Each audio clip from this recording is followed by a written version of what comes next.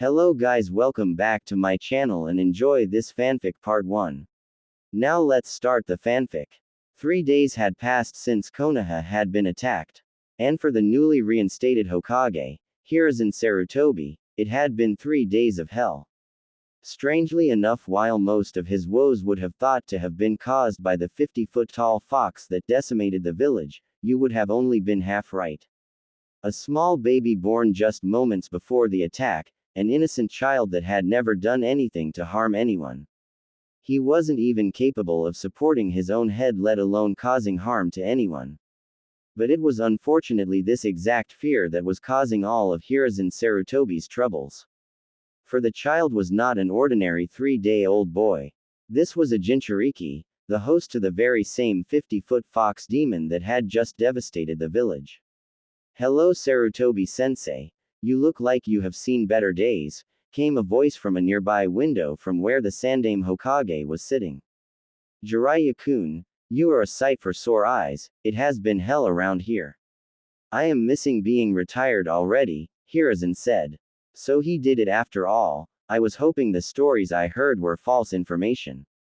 Why did he have to use the Shiki Fuin? There were other ways to seal a Biju," Jiraiya said sadly. "Is that why you returned? Just to see if the rumors of Minato's demise were accurate?" Hiruzen asked. "Well, yes and no. Minato's son, Naruto, where is he?"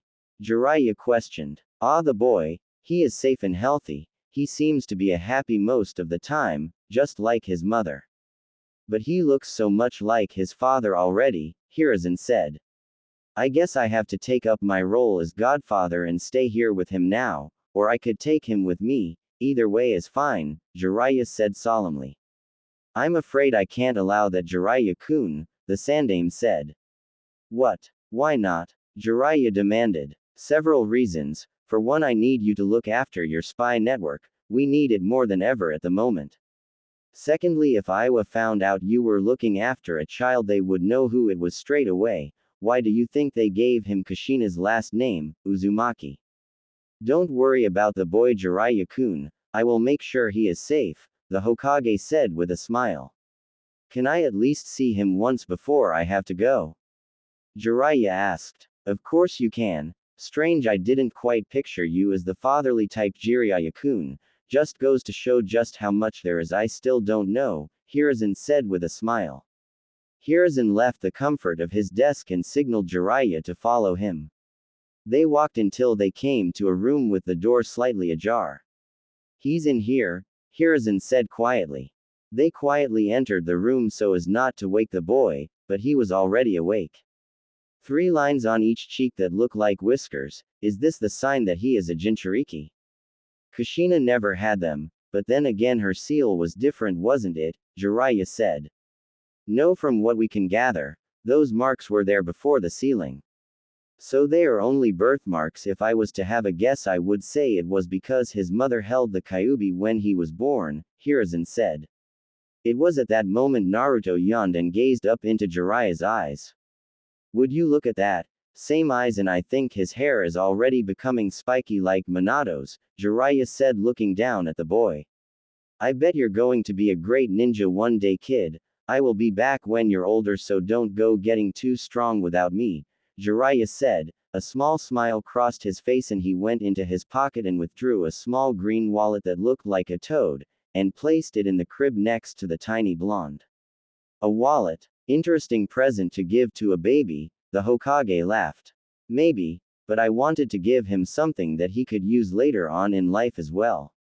Anyway, have they rebuilt the bath houses yet?" Jiraiya asked, changing his tone from serious to that of a super pervert.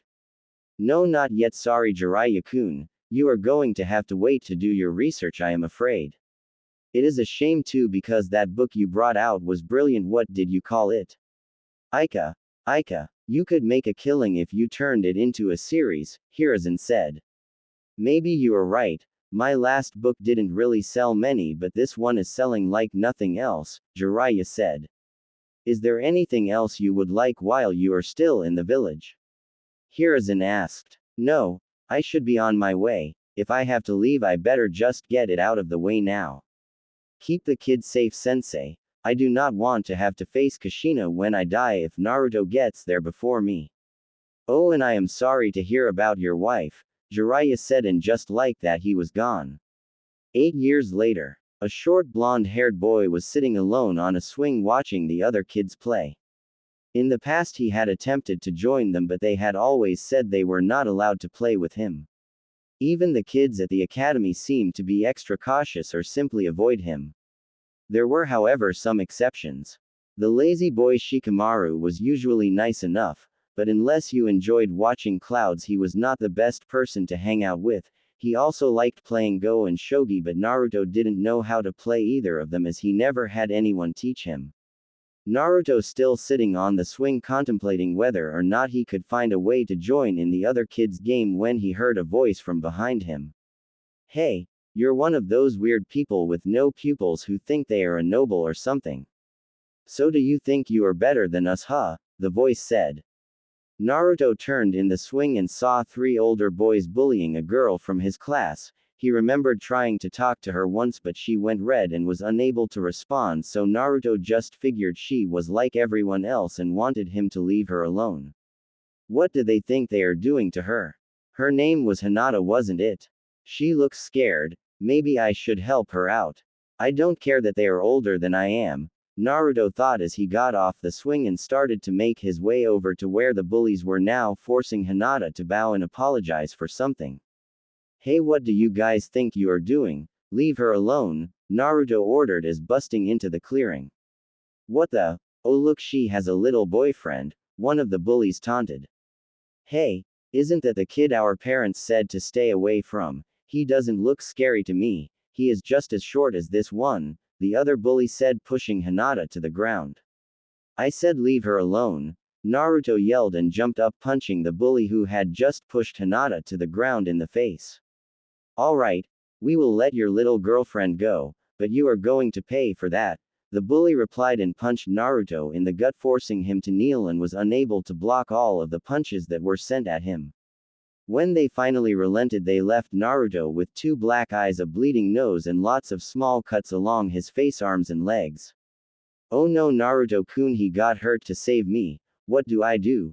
Hinata thought as she slowly approached the blonde and became more and more concerned when she looked at the state of him.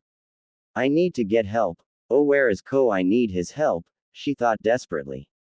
It turned out the young Hyuga heiress's bodyguard was at that very moment approaching. Oh, Hinata-sama, there you are. Come, it's time to go home. I have a mission tonight and I need to prepare for it, Ko said. Please, Ko. He needs your help, Hinata said, pointing to where Naruto lay still unconscious on the ground. Hinata-sama, get away from that thing at once, Ko ordered. But he is hurt. He might need to be taken to the hospital, Hinata said. That is of no concern of yours, or mine. He got himself hurt. It is not our obligation to take care of that thing, Ko said. But he got hurt to save me. We should help him, Hinata said, bordering on tears. I will not help that boy. Now come on, we need to get you home. Just forget that you ever saw the boy. I am sure he won't bother you again, Ko said as he pulled Hinata from the area. She could only look back at the place. Naruto was slowly regaining consciousness, worried if he was going to be okay. It was another 30 minutes before Naruto was able to crawl over to a tree to support himself to stand. Why? What did I do? Why wouldn't she help me? I saw her leave as I came back around. Why does everyone hate me so much? Naruto said to himself, not caring that the sun was no longer lighting the now dark playground.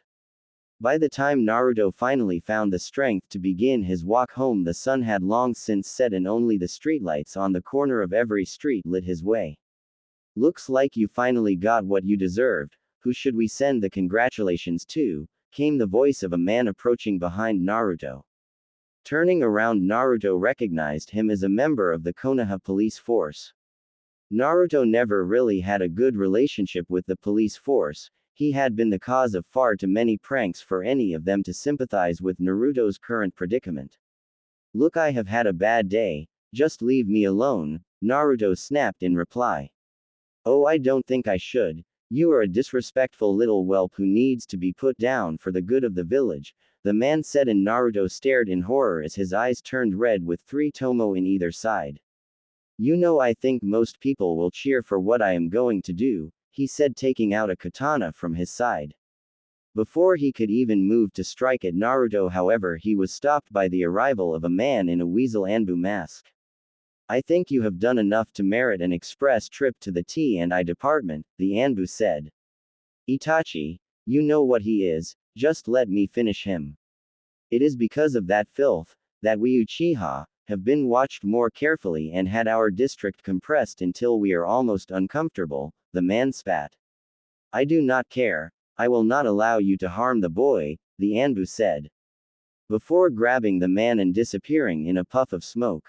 Naruto gave a sigh of relief but soon lost his breath as he heard a new voice come from behind him. Well, that got rid of your bodyguard, now you are all alone. Normally I would oppose working with that man, but we had the same goal and nobody else was willing to help.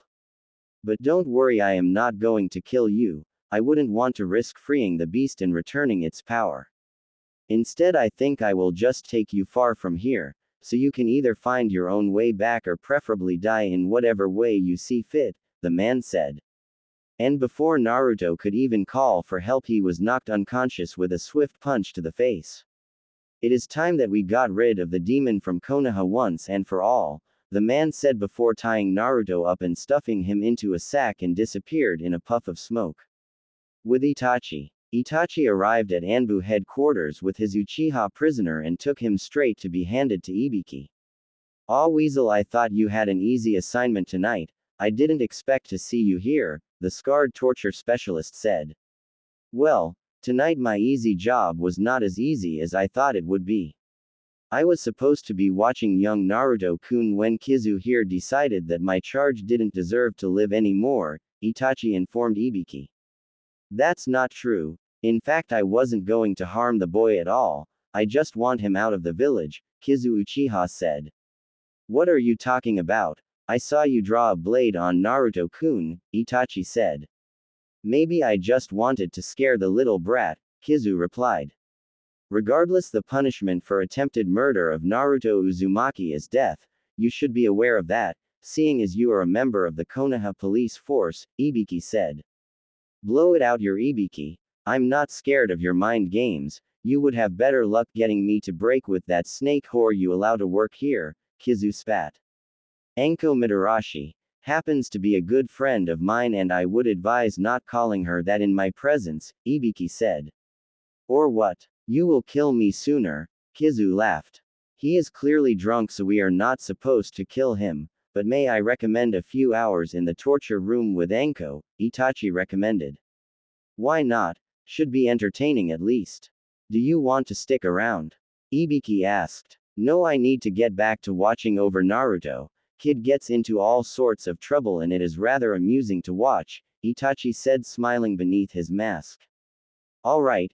Good luck keeping up with him. Not many people can. I saw young Tenzo try it. He thought the boy was just going to be at the academy all day, so it would be an easy day's work. Then by the end of the day he comes into the Jonin bar and collapses from exhaustion. Kakashi and Yugao had to carry him home, Ibiki laughed. It's true he can be a handful if you need to chase after him but remain unseen all day. But I like it. There is just something about the kid that is calming and friendly, Itachi said. Have you ever thought of talking to him when you are not on missions? Ibiki asked. I am not supposed to. Hokage-sama wants the boy to grow up like any other child and he doesn't think my influence would help that. And my father has forbade anyone to befriend the boy. It is a shame too because I think he would be a good friend for Sasuke, Itachi said. Same line Kakashi got. He was not allowed to have prolonged contact with the boy until he became an official ninja. I don't understand it myself. The kid has no friends and is lonely and Hokage-sama is worried that Kakashi might teach the boy more than he is ready for. The only thing Kakashi could teach anyone is how to be over 2 hours late all the time, Ibiki laughed. Anyway, I have wasted too much time here already. Goodbye, Ibiki-san, Itachi said before he disappeared to locate Naruto in a shunshin. Itachi arrived at Naruto's apartment. He was sure the young blonde would have made it home by now. But Itachi arrived to find Naruto's home completely dark and Naruto nowhere to be seen. That is odd, I only left him a block from here. Maybe he went to have dinner at Ichiraku's before heading home, the stoic Uchiha thought and once more shunshined away. Again Naruto was not at Ichiraku Ramen. And now Itachi became slightly worried, even though he would never show it.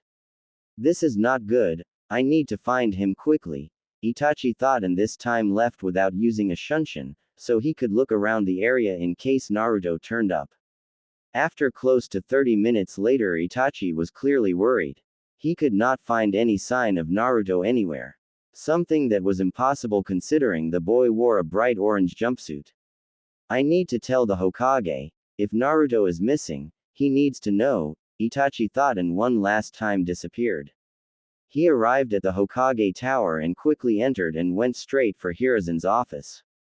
The Hokage was reading one of his favorite books written by his student and the moment there was a knock on his door the old Sarutobi quickly hid the book from sight in fear of it being one of the many kunoichi who opposed Jiraiya's masterpieces. Enter. Hiruzen called once his book was well hidden. He gave a small sigh of relief when Itachi entered. Oh Weasel, what are you doing here? I thought you were busy with an assignment, the Hokage said. That is why I am here. Tonight just after nightfall there was an attack on Naruto-kun which I prevented, and I took the person responsible to Ibiki. However when I went to find Naruto-kun after I finished with Ibiki-san I could not find him anywhere, Itachi said urgently. Are you saying that Naruto is missing? Hiruzen said standing up and looking worried. Exactly, but it doesn't seem like he is simply hiding anywhere. I have already checked his favorite hiding areas, Itachi said. Could it be that Naruto has run away? The Hokage asked. It doesn't look that way. His room has been undisturbed. If I was to hazard a guess I would say he has been kidnapped, Itachi said. This is not good. Go fetch Kakashi's team, we need to find Naruto immediately, the old Sarutobi said urgently. At once Hokage-sama, Itachi said before giving a small respectful bow and exiting the room. 2 days later, Kakashi walked into the Hokage's office with a defeated look on his face. Ah Kakashi-kun, tell me you found Naruto-kun, the Hokage asked pleadingly. I'm sorry Hokage-sama, we looked everywhere, search parties are still looking but not even the Inuzuka search teams can find any trace of him, all that we know is he left the village with someone from Konoha. And they were skilled enough to lose any hunter ninja or tracking teams we sent after them, Kakashi said. Then I guess it is too late. I'm sorry Minato, I have failed you in every way, the old Hokage said sadly. It isn't over yet, he could still turn up, Kakashi said. Yes and he could also be sold to Kumo you know how much they love Jinchuriki, Hiruzen said. If that is the case I hope I live to be far older than you do, Kakashi said his voice shaking slightly.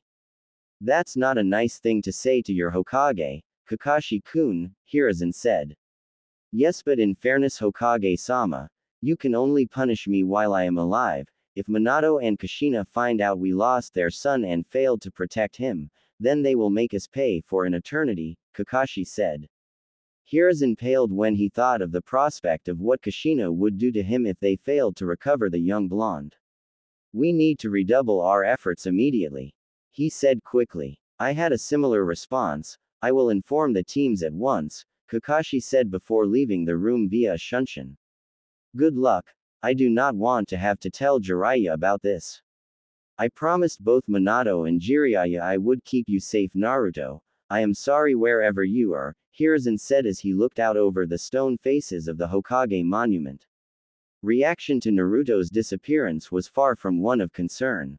On the contrary most of the village seemed to be in great spirits.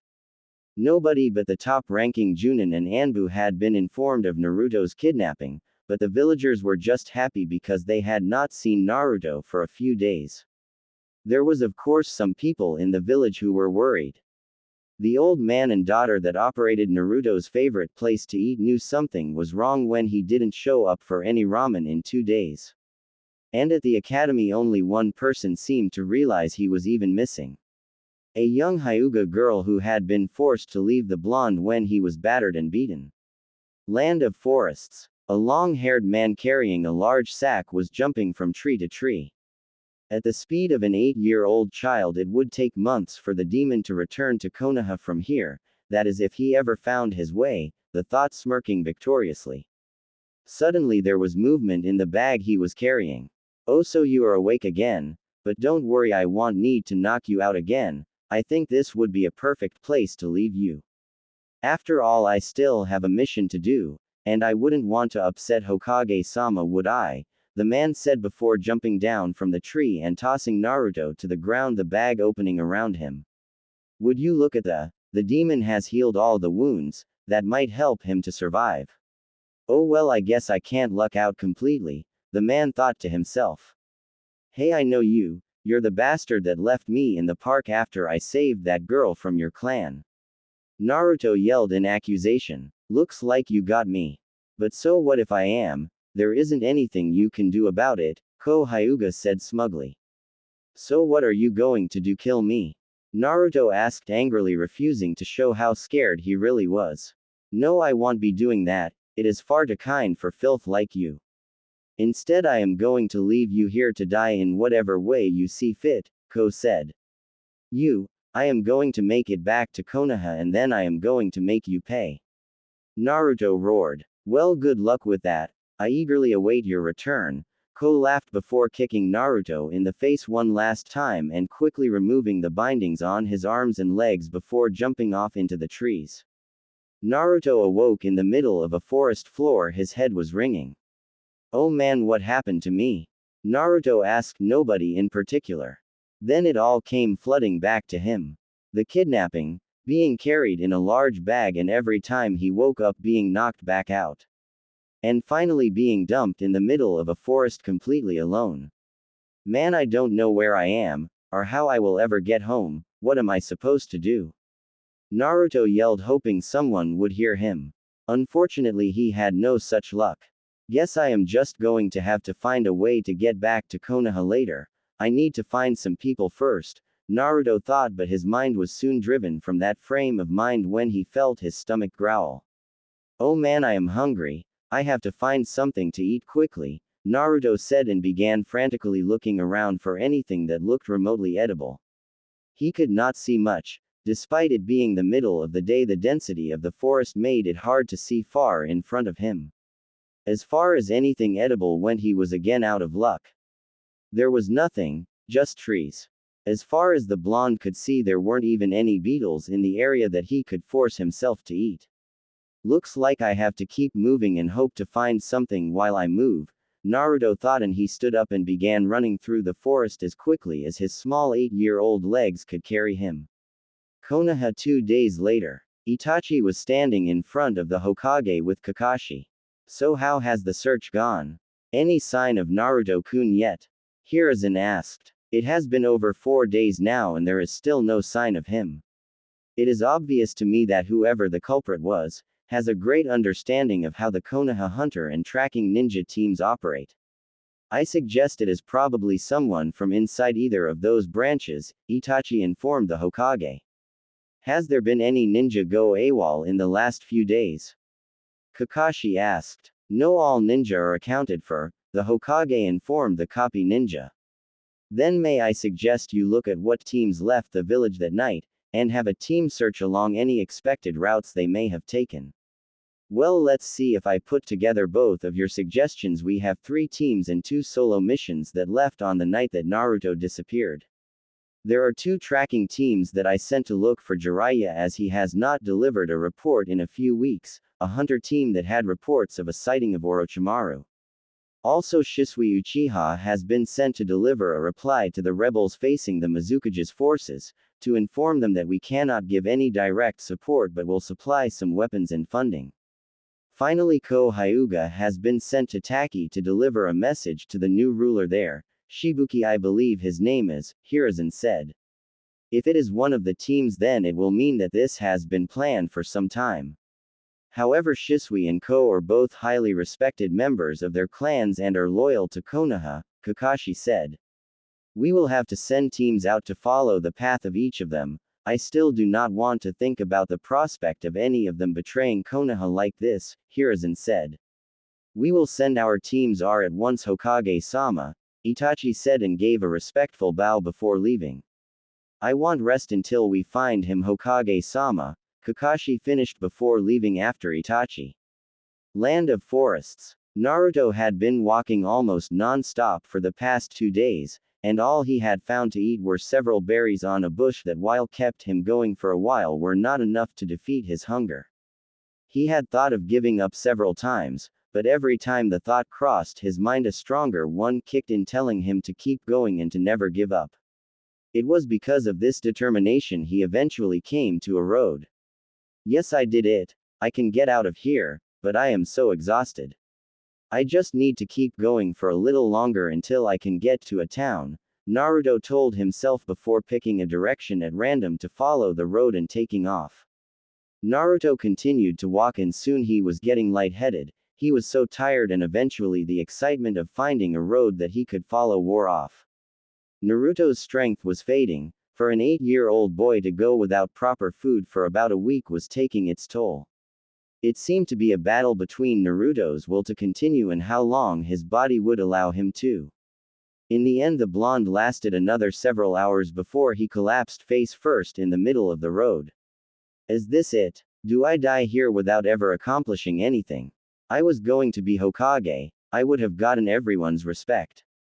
But instead I die here on the side of a road in some Kami-forsaken forest, Naruto thought as he struggled and failed to return to his feet. Why? Was the last word Naruto was able to choke out before he fell into unconsciousness. The blonde lay there for close to a day before a horse-drawn carriage came along. A small boy sat at the front seat holding the reins. He was about the same age as Naruto and had shoulder-length black hair that was tied up into a ponytail slightly to one side of the back of his head so he fell over one shoulder. Hey, there is a kid in the middle of the road. Mom, Dad, come quick, the boy yelled upon seeing Naruto. Who is it, Jisei? Said a woman who had long black hair that ran down to her waist. I don't know, look, he is passed out in the middle of the road, the boy said. Oh my, would you look at that, he is so young, why is he out here all alone, the mother said, and grabbing the reins of the carriage she forced the horses to stop. Kenpei-kun, help me with this boy, the woman yelled as she jumped down onto the road to inspect Naruto. Oh my, look at him, he looks like he hasn't had anything to eat in days. Just how long have you been out here? She thought as she checked Naruto's vital signs to make sure he was still alive. Is the boy still alive, Monako-chan? A short man with curly brown hair and thin glasses asked as arrived beside her. Yes, he is, but for how long I do not know, he seems to be holding on by a thread, he needs water and some food, Monako replied. Well, let's get him into the carriage, we have water in there, and we will have to feed him yogurt until he regains his strength, the man said, and picking up Naruto bridal style rushed him into the back of their carriage. It was over a day later before Naruto eventually stirred.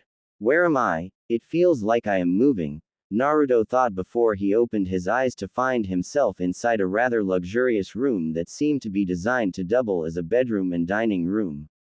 Naruto tried to stand but his legs felt like jelly and he collapsed on the floor. This is just not my week, is it? Naruto cursed mentally. What was that? Came a child's voice from just outside the room. Seconds later Jisei entered the room before calling for his parents to join him. Oh, thank Kami you are alright, the mother said, concern etched through her voice. A light. I can't stand or move, how is that alright? Where am I anyway? Naruto asked. Well, you are in a lot better condition to how we found you, but I guess you still have a long way to go. As for where you are, we are still in the land of forests, we are heading home to a small village that is not too far away from here, Monako replied while helping Naruto back onto the bed. Hi, I'm Jisei Boshi, what's your name? And why were you out in the middle of nowhere like that? I thought you were dead, Jisei said. I'm Naruto Uzumaki. Nice to meet you, I'm from Konoha, Naruto said proudly. Konoha? How did you get this far away from home? Monako questioned. Naruto went on to tell them the story of his kidnapping and how he was dumped in the middle of a forest he had never seen before. Oh my, that's just horrible. Why would anyone treat a child like that? Minako said, disgusted at what happened to the young blonde. I don't know. Not many people seem to like me for some reason. Parents keep their children away from me so I can't make friends, and almost everyone who isn't openly showing me glares of hatred just ignores me altogether, Naruto said. What about your parents? How do people treat them? Jisei asked. I don't have any parents, I'm an orphan. Hokage Gigi said that my parents were heroes that died the night a giant fox, Kyuubi, attacked Konoha, but he said he doesn't even know who they were, Naruto said sadly. Well, you can stay with us until we can find a way to get you home, right mom? Jisei said. I suppose so. Why don't you find him a change of clothes? That bright orange jumpsuit is both filthy and horrible taste, Minako said. What's wrong with my ninja gear? Naruto asked. Ninja gear? Aren't ninjas supposed to be stealthily? You stick out more than the sun in the sky with that thing. I was able to see you from a mile away when we found you, Jisei laughed. At least change the color, Minako suggested. What's wrong with orange? Naruto replied. Well, it is disgusting for one, Minako said bluntly. I like orange. Naruto yelled indignantly. Well, I still believe that you can do a whole lot better than that, she replied and pulled out several sets of clothes for Naruto to try on. Naruto looked through them. There was nothing a ninja would wear, but in the end decided on a white t-shirt with flames at the base because it had some orange in it and some casual-looking cargo shorts. When he was finished getting changed, he again tried to stand and was pleased to find that he was quite capable of performing that simple task again. We're home, came the call of Kenpei from the front of the caravan. You're going to love it here, there is so much to do. I am going to teach you all the things I do for fun around here, Jisei said enthusiastically. Sounds great. Naruto said, happy that he might finally have found a friend. Konoha 1 week later. The old Hokage had given up, anyone who had seen him was sure of that. Not only did their search for Naruto turn up nothing, but everyone that had left the village had returned and there was no reason to question any of them. The only person Hiruzen was slightly suspicious of was Ko Hyuga, because the tracking team said that his scent was different than normal, and at one point he seemed to make a shadow clone so he could continue on in 2 different directions. But that was not enough to send him to Ibiki over. And the tracks of one of them vanished after around a mile, so he supposed he had just sent a clone to scout a possible alternative route. There was also the problem that both of the teams that he had sent to find Jiraiya had returned empty-handed. This was not an unusual occurrence by any means, but if there was anyone who could find Naruto when nobody else could, it would have been his old pupil.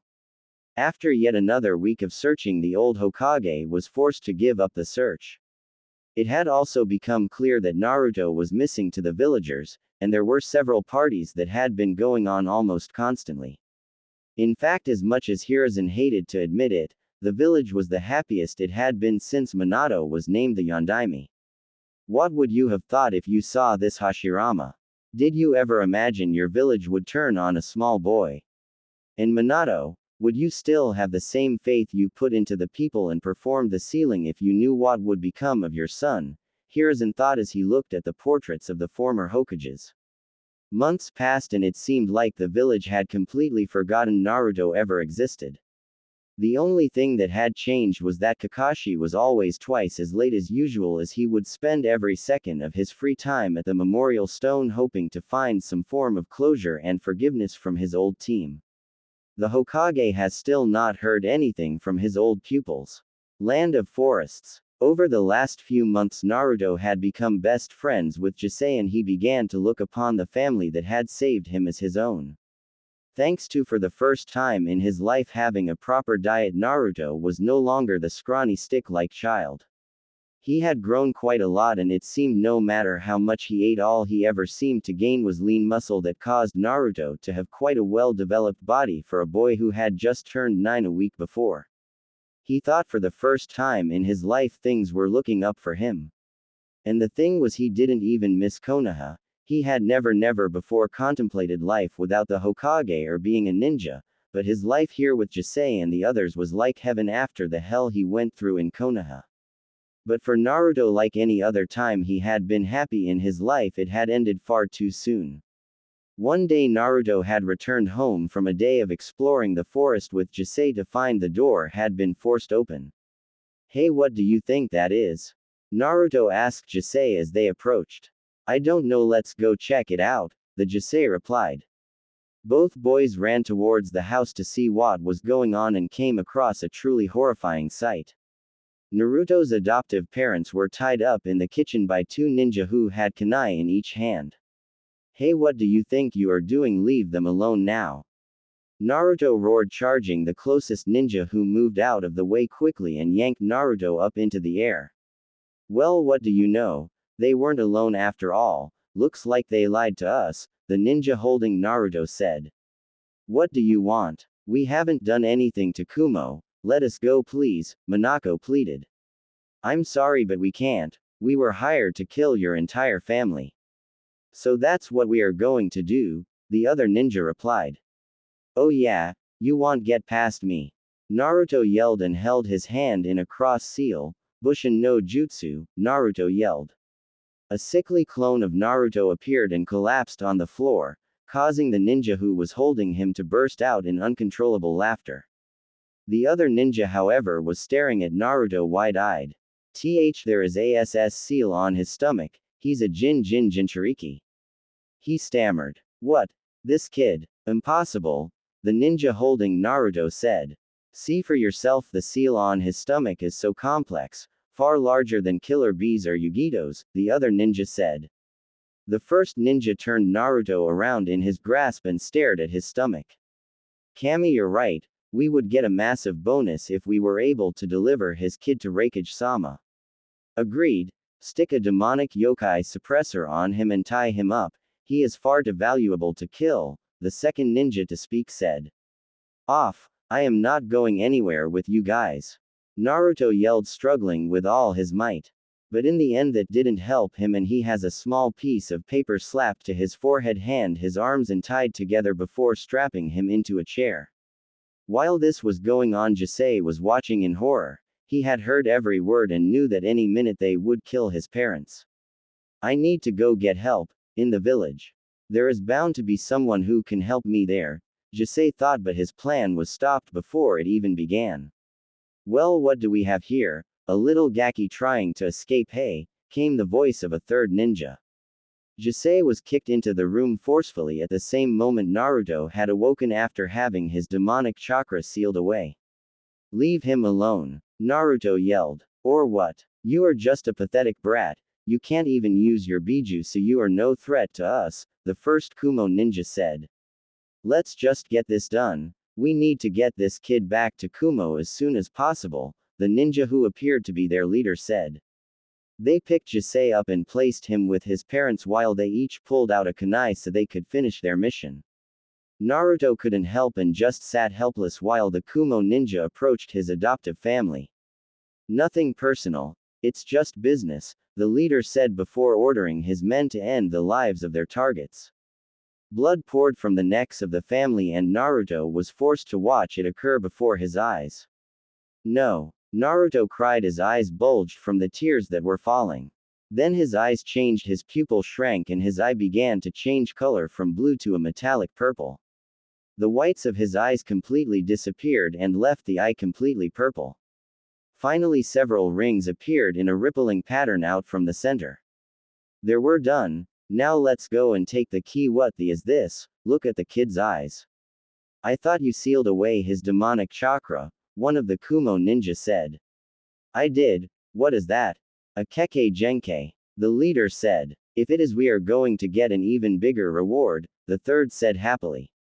Naruto could not hear what they were saying. All he could think about doing was getting revenge for what happened to the first family he had ever known.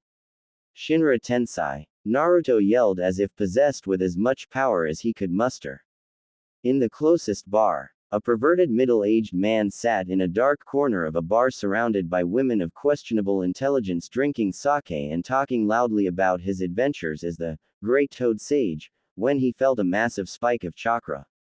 What the hell was that? It could be trouble. I should go check it out, he thought. Sorry ladies, I would love to stay. But I have to go check something out, and it could be dangerous, the man said.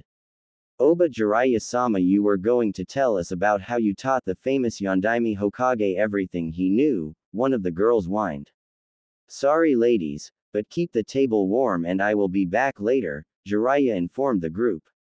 After leaving the tavern, Jiraiya jumped from tree to tree as fast as he could and eventually arrived at a large crater that he assumed was at one point in time a house. There was furniture thrown all over the area as if the explosion had originated from inside the house. What happened here? There are no signs of any specific type of jutsu. What could have done this? The Toad Sage asked himself. Then he saw the young boy unconscious in the middle of the crater. As he approached, he had the strangest feeling that he had seen the boy somewhere before. He slowly approached but stopped as the boy began to stir. Hey kid, what happened here? Jiraiya asked tentatively. Naruto's head shot up defensively and he backed away from the Toad Sage the moment their eyes met. Jiraiya was far too shocked by the sight of the eyes to notice the 3 whisker marks on each cheek or the seal that had just faded from view from Naruto's stomach.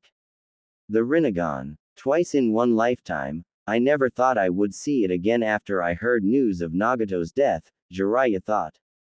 Are you with them? Naruto asked cautiously, deciding that Jiraiya did not look as dangerous as the other ninja that had attacked him. With who? Jiraiya replied. The people who killed my family. Well, they weren't really my family. But they were the closest thing to one I have even known, Naruto said. No, I am not with them. What happened here? Jiraiya asked. I'm not sure. One minute I was in the kitchen, watching these 3 ninja kill them, and then everything went black until I came back to consciousness with you standing there, Naruto explained. That sounds just like the story Nagato told me, but this is far more damage than he caused when he had awoken, his Jiraiya thought. What's your name, kid? He asked. Naruto Uzumaki. Naruto replied flatly. What? Jiraiya said, shocked. I said Naruto Uzumaki. Have you got a problem with that? Naruto said. Impossible, you can't be him, Jiraiya said, and he was just starting to take in the rest of his appearance. The spiky blonde hair and the 6 whisker marks. Why is that impossible? That is who I am, Naruto said, now getting annoyed by Jiraiya. How is this possible, for you to have those eyes? You are supposed to be safe in Konoha, Jiraiya said. I was kidnapped from Konoha and dumped in the middle of one of the forests around a day's ride from here. As for your other question, I have no idea what you are talking about. My eyes are my own and always have been, Naruto said loudly. Impossible. When I saw you as a baby you had blue eyes, not the Rinnegan. Jiraiya said. Rinnegan. What's that? Naruto asked. You mean you don't know? Here, look, Jiraiya said, and summoning a mirror to hand to the blonde so he could examine his face. I don't know what you are up to, old man, but if this is some trick you will pay, Naruto said, unsure exactly how he would back up his claim as he looked into the mirror. Everything about his face was normal, apart from 2 unfamiliar orbs that gazed back at him. What the hell is this? My eyes are purple and creepy looking. Naruto yelled in shock. That is the Rinnegan, the most powerful dojutsu known in the ninja world.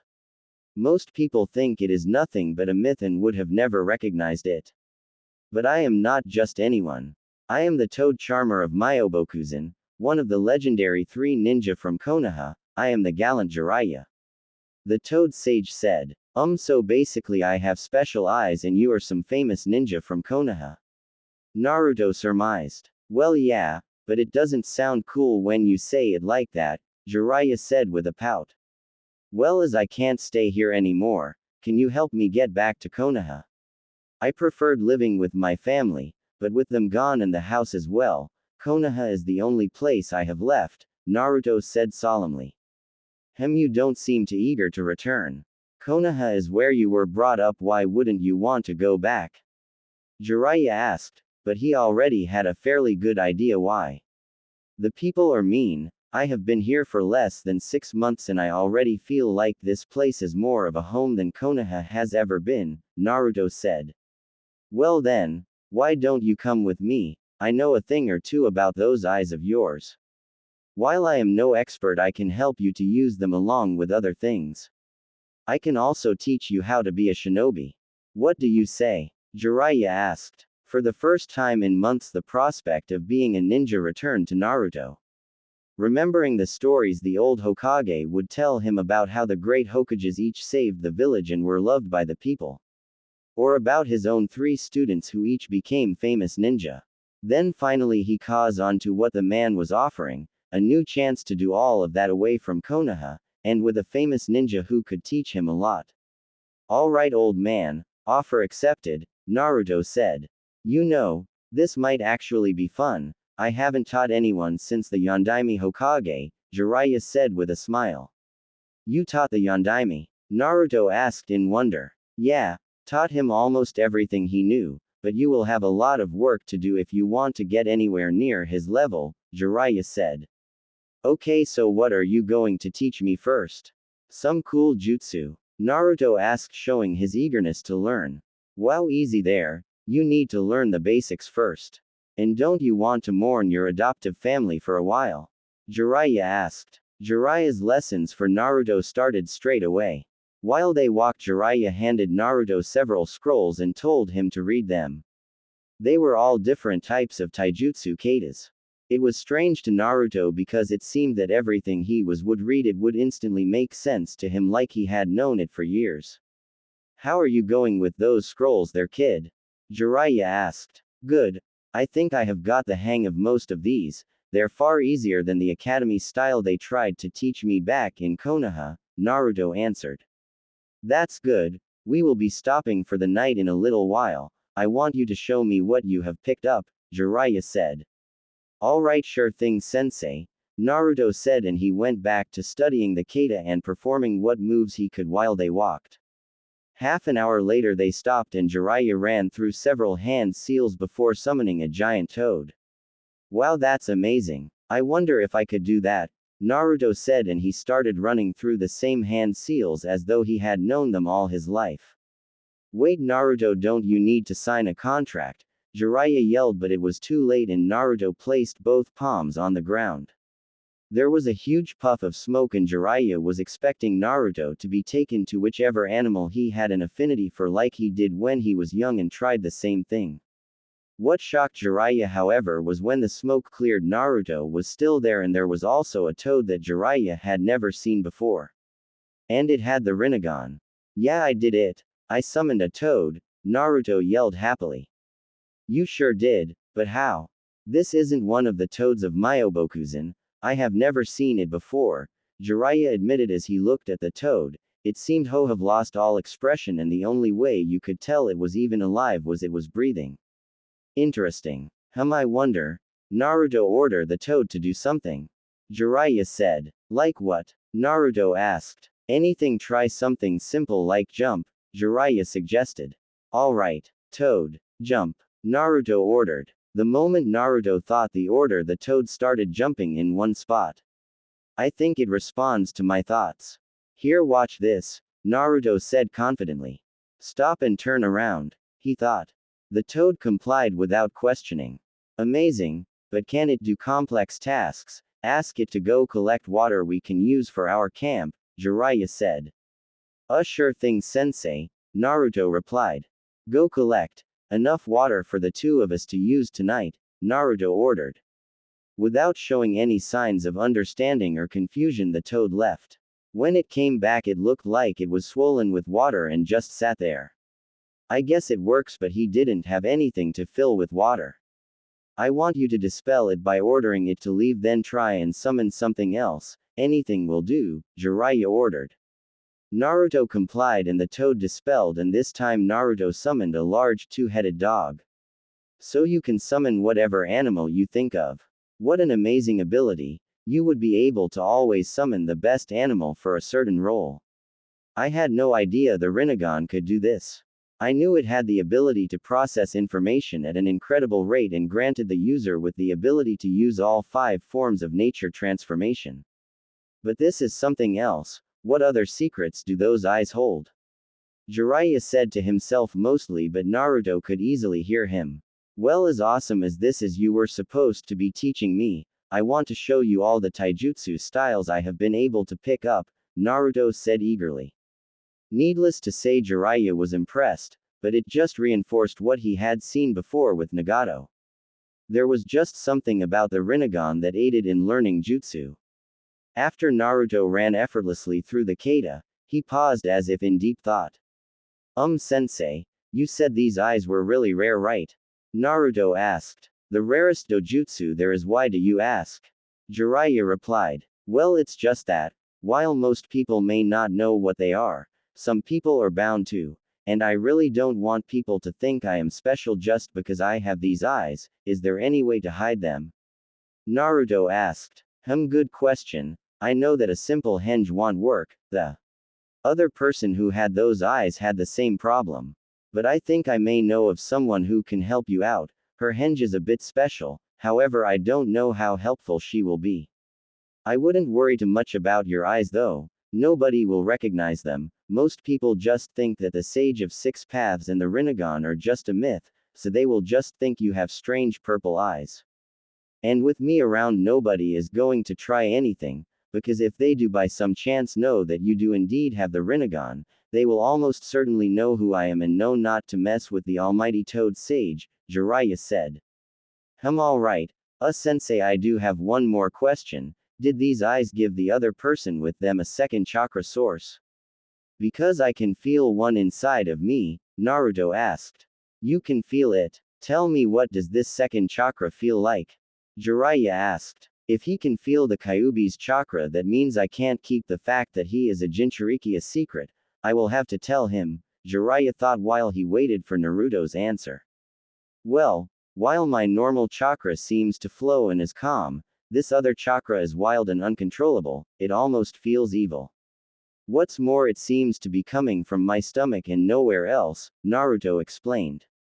Well, I guess I better tell you then, Jiraiya sighed. Tell me what? Naruto asked. What do you know about the night that the Kyuubi attacked almost 9 years ago? Jiraiya said, deciding to see what the child knew and then fill in the blanks and correct the lies. Well, I know that the Yondaime Hokage gave his life to kill the Kyuubi and save the village, Naruto answered. Well, that is not exactly true. You see, a Biju is not really alive, so it cannot be killed, Jiraiya said. How can the Kyuubi not be alive? Naruto asked. Well, you see, a Biju is a massive ball of chakra given a consciousness. Why the Kyuubi takes the form of a fox, I could not say. Anyway, the Yondaime Hokage could not kill the Kyuubi, so he did the next best thing. He sealed it away where it could not hurt anyone, Jiraiya said. No, it can't be. Tell me you're lying.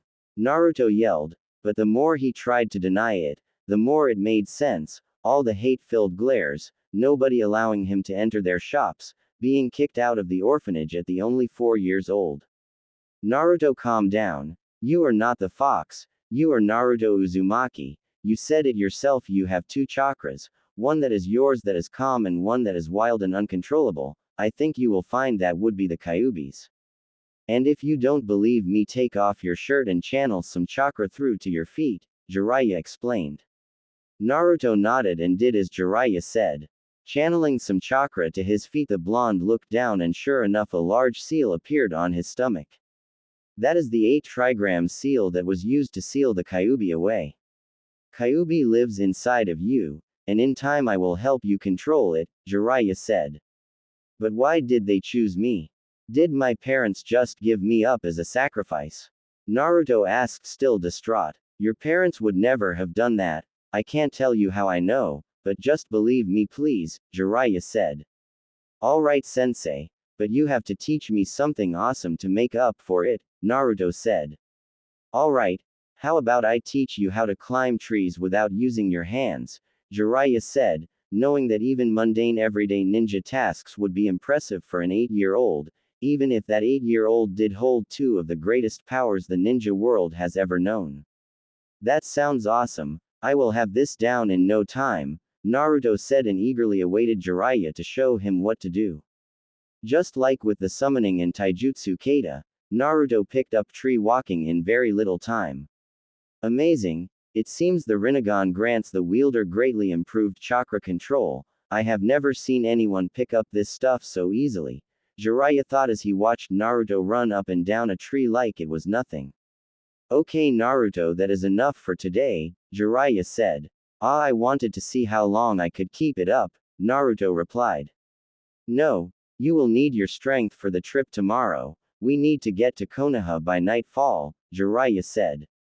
Why nightfall? Naruto asked. Because we don't want anyone to recognize you. If they find you, they will probably try and force you to return to Konoha for good, and once they recognize those eyes of yours they will be even more protective of you, and there will be people who will stop at nothing to turn you into a weapon for the village, Jiraiya said.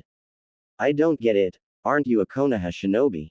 Naruto asked. Yeah I am, and I love Konoha, it will always be my home, but I don't like what they have done to you, and if they find you I am sure you will be even more isolated and lonely than before, Jiraiya said. That would be difficult. I never had any friends when I lived in Konoha. Everyone just avoided me and the senseis at the academy were really mean. Even the children in the academy treated me badly, always laughing at me because I was the dead last, Naruto said, clearly downhearted. Dead last, huh? Well, don't worry about that. With me as your sensei you will become a greater shinobi than any of them could ever dream of, Jiraiya said. Yeah, I have been able to learn more with you as my sensei than I did all year in the academy, Naruto said. Well, that just goes to show how great of a teacher I am, Jiraiya said pompously. It also shows just how useful a tool those eyes of yours are. They may not copy jutsu like the Sharingan, but they seem to aid in learning almost as much, Jiraiya thought as he set up a camp for himself and Naruto. The following day was rather uneventful. Jiraiya and Naruto sped across the countryside as quietly as possible, avoiding the roads so as not to be seen by shinobi that may be looking for either Jiraiya or the young blonde. It was just on the verge of darkness when Naruto and Jiraiya made it to the outskirts of the village. The Hokage monument was bathed in the burnt orange glow of the dying sunlight as the lights of the village began to flicker on. Okay kid, time for a quick lesson. I want you to channel chakra into your eyes and tell me what you see, Jiraiya said, stopping Naruto from moving any further forward towards the village. Okay sensei, Naruto said enthusiastically. Much to Naruto's surprise, a large barrier appeared that surrounded the village. Whoa, what is that? Naruto asked, his eyes widening in awe of the large barrier. That is one of Konoha's key defenses that keep any unwanted people from entering the village without raising an alarm.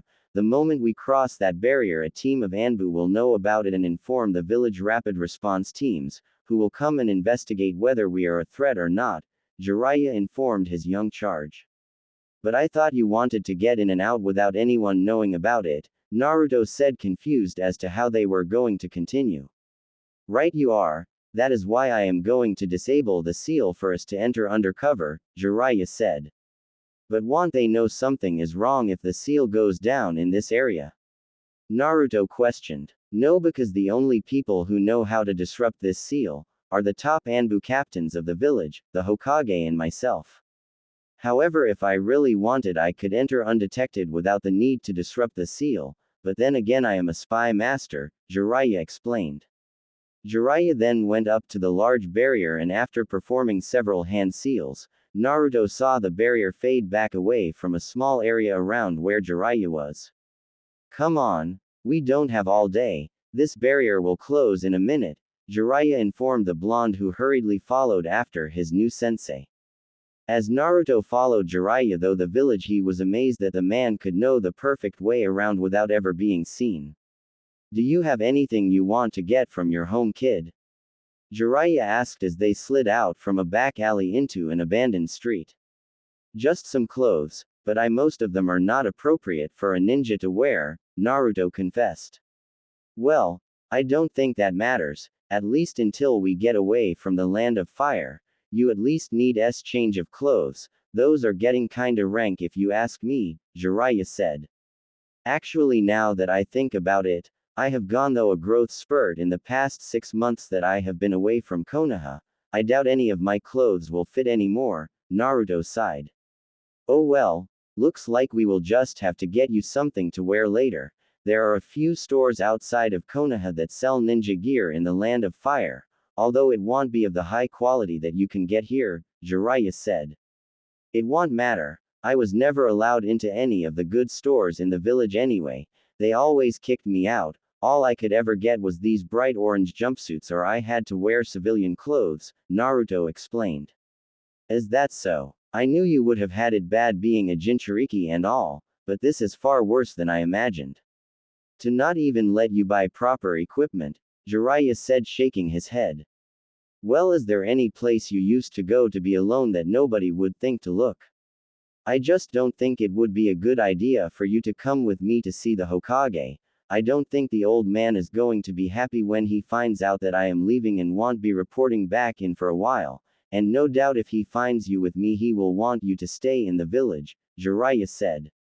Well, I was kinda hoping to see Gigi again, but I guess there is a park that I like that people rarely go to, mostly because I like it, Naruto said. How close is it to where we are here? Jiraiya asked. Real close, only about 2 blocks away, Naruto informed the Toad Sage. Perfect. I will drop you off there then go to see the old man, Jiraiya said. Alright, sensei, can you tell the old man something for me? Naruto asked. I guess so, what is it? Jiraiya replied. Tell him that the person that kidnapped me from the village was one of those weird people with the white eyes, Ko I think his name was. Oh, and tell him I said thank you for keeping me as safe as he could while I grew up here, and that I would never forget that, Naruto said, showing a maturity that was far past his years. I guess I could pass on that message, but that would mean basically telling the old man I know where you are. That might make for a difficult exit to the village, but hey, it might be fun, Jiraiya said with a warm smile. Cutting through several back streets, the pair soon arrived at the abandoned park. There wasn't even any lights to light the area, which Jiraiya thought was perfect for the job they needed doing. Alright kid, I will be back before you know it, just try and not draw attention to yourself, and if anyone asks do not let them know who you are, Jiraiya said before disappearing in a puff of smoke. Aw man, I really wanna learn how to do that, Naruto thought as he marveled at the place his sensei had just vanished from. Hokage Tower. Hiruzen Sarutobi was not having the best of times. His paperwork was piling up and there seemed to be growing unrest in the Uchiha clan. To top it all off, all attempts at finding his spy master had failed. You look like you have seen better days, sensei, Jiraiya said from behind the Hokage, causing several Anbu to appear out of nowhere and take up defensive positions around the old Hokage. Jiraiya-kun, I have been looking everywhere for you, Hiruzen said, signaling for his Anbu to leave them to speak in private. I know, your trackers are a pain to continuously avoid, Jiraiya said. Why were you avoiding them?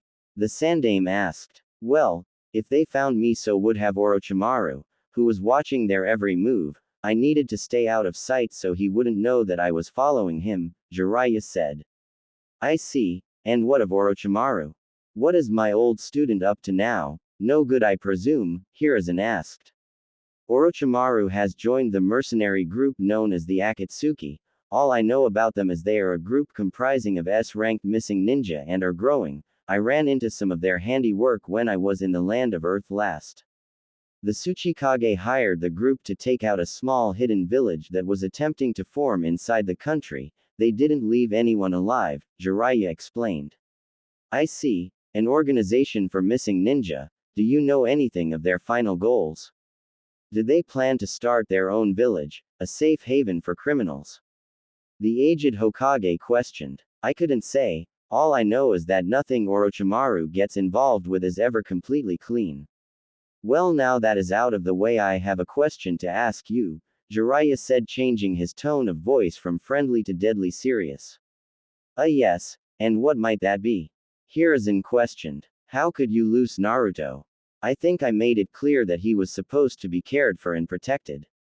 Jiraiya said angrily. He was. I had one of my most loyal Anbu watching him, but the attacker knew when to strike, I believe, but can't prove that he was working with a member of the Uchiha clan who knew that Itachi would be Naruto's only guard on the night he was taken, the Sarutobi said. You think that's enough? Do you have any idea where he could be right now? Think of what would happen if Iwa got a hold of him. Not only is he Minato's son, but also the Jinchuriki of the Kyuubi. Iwa would see this as the perfect opportunity to crush Konoha. And what about Kumo? They would turn him into their own personal weapon. Have you even tried to get him back? Jiraiya yelled. That's enough. Do not think for one second that I don't care about what happened to Naruto-kun. As we speak, Kakashi Hatake is still out looking for him. The old Hokage roared in retaliation to Jiraiya's accusation, a shadow of the old god of shinobi, shining through as the power and presence of the Hokage filled the room. And what? Bring him back to a village that clearly doesn't want him, to a life of loneliness and isolation where after this event he will never be allowed out of the council's sight. I can already see those old team members of yours whining to turn the kid into a mindless killing machine for the village's use. That is something I will not allow. Jiraiya yelled back. What are you saying, Jiraiya? Hiruzen said, stunned by his old pupil's words. I'm saying that I found him, but he will not be returning to this village, nor will I have him become a ninja of this village, Jiraiya said. What are you saying? His father gave his life to preserve the balance between the villages, and you are going to tear it all apart just on a whim? Hiruzen asked. Minato also wanted his son to be seen as a hero, that was never honored, was it? When I met the boy, he had been adopted by a family in the land of forests, but they had just been killed by Kumo ninja. From what the boy told me, they were the first people other than yourself and a father and daughter that run a ramen store that had ever treated Naruto with any kindness. He felt more at home in the 6 months outside of the village than he ever did when he lived here. This is not the Konoha I love, the Konoha I fight for and work for. The population of this village is spitting on the memory of Minato with the way they treated his son, and I will not stand for it any longer. So I came here to tell you that I quit.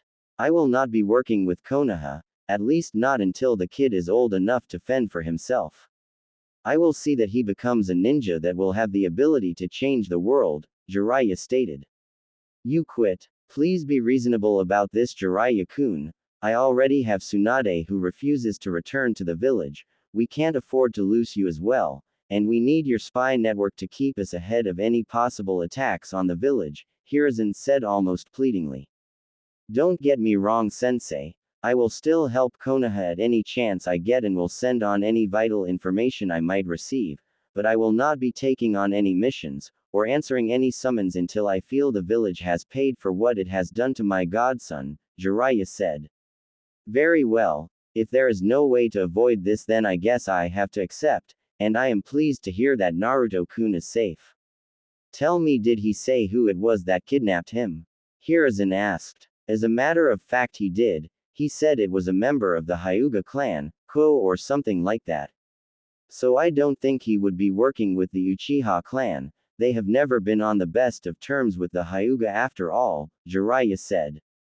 I see. Thank you for this information. I can promise you the perpetrator will be harshly punished. Did Naruto-kun say anything else? The aged Hokage said. Yeah. He asked me to tell you thank you for keeping him as safe as you could while he lived here, and he would never forget that. Anyway, I think it is time I was leaving. Till next time, sensei, Jiraiya said, and with one final wave dissolved into the wooden wall completely out of sight. With Naruto turned around after a while of staring at the area that Jiraiya had just shunshined away from and began to look around. I wonder how long he is going to be. This place might be empty, but it sure can be creepy at night, Naruto thought as he looked around, squinting to see in the dark. Still having a hard time seeing, Naruto decided to try something in an attempt to aid his sight, and channeled some chakra into his eyes. The effects were instantaneous. While there was no night vision, they did allow his eyes to focus and become adjusted to what little natural light there was. Well, That's not as cool as being able to see the massive barrier or being able to summon any animal I want, but it is still kinda useful. But now that I think about it, I would say most eyes could do this if they channeled chakra into them, Naruto theorized. It was at that moment Naruto's senses were bombarded again, although not by a sight, this time it was a sound, the unmistakable sound of a girl crying. What is that? Maybe I should check it out. But sensei told me not to draw attention to myself and try to avoid being seen. Oh, what do I do? Naruto thought as he was fighting an internal struggle to decide whether or not he should investigate. In the end, Naruto's curiosity got the better of him and he slowly approached the area that the sound was coming from. Hiding in a nearby tree, Naruto peered out to see a young girl with short hair crying under a different tree. I can't approach her. She doesn't look in any danger, so I should just go, Naruto thought and began to back away, keeping himself well hidden from view. Unfortunately, he stepped on a weak branch that snapped under his feet and he almost fell from the tree. Shit, she will know someone is here for sure. I need to make sure I don't move at all for a while, Naruto thought as he deliberately froze in place. The young girl had noticed the branch break from the tree and knew right away that there was someone watching her. Who's there? She stammered, seeming almost scared that she was caught. Naruto didn't reply, he just remained as still and silent as humanly possible. Come out.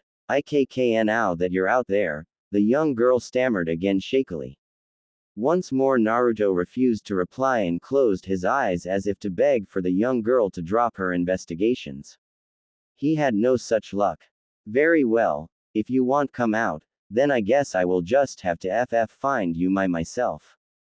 Byakugan, she said. What did she just do? Can she sense people? Was that a jutsu? Naruto thought frantically while still not moving. I can see you in the tree. Wait. Naruto KK-kun. Is that you? The girl stammered worse than ever. Not only seen, but recognized. I guess I have to go talk to her and tell her that I am not me, Naruto thought before dropping from the tree. Hi. I think you have me mistaken for someone else, Naruto said, although as convincingly as he could muster. No, you are Naruto-kun, I am sure of it. I know what your chakra looks like. The young Hyuga said, and even in the moonlight it was clear she was going red. You know what my chakra looks like? What does that mean? Naruto asked, completely shocked. Well, you have several points of red chakra on your stomach that I have only ever seen on Naruto-kun, so you must be him. Beside, you look just like him, so you are not fooling me. The Hyuga continued, getting even redder at what seemed like disbelief that she had just said that to Naruto. Well, I guess I can't hide it now. You're Hinata Hyuga from the academy, aren't you? Naruto asked, hoping to get the conversation off of him. This time Hinata's nerves seemed to have left her and she was only able to nod. But then something new about Naruto's appearance caught her eye. Not the fact that he was almost a head taller than the last time she saw him on the day of his abduction, or the muscle tone he put on, although she had noticed these things. No, she had only just realized that his usual blue eyes were gone. She hadn't noticed before. The light had been too bad to make out any detail of color, but the flicker of a streetlight made the changes glaringly obvious. Your eyes? What happened? Hinata blurted out uncontrollably. She couldn't help herself, she knew this was Naruto, of that she was certain. His voice, his chakra, everything was Naruto.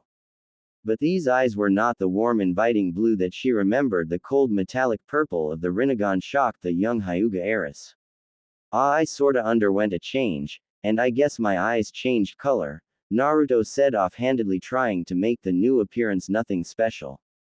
Is that why you haven't been at the academy in months? Will you be returning now?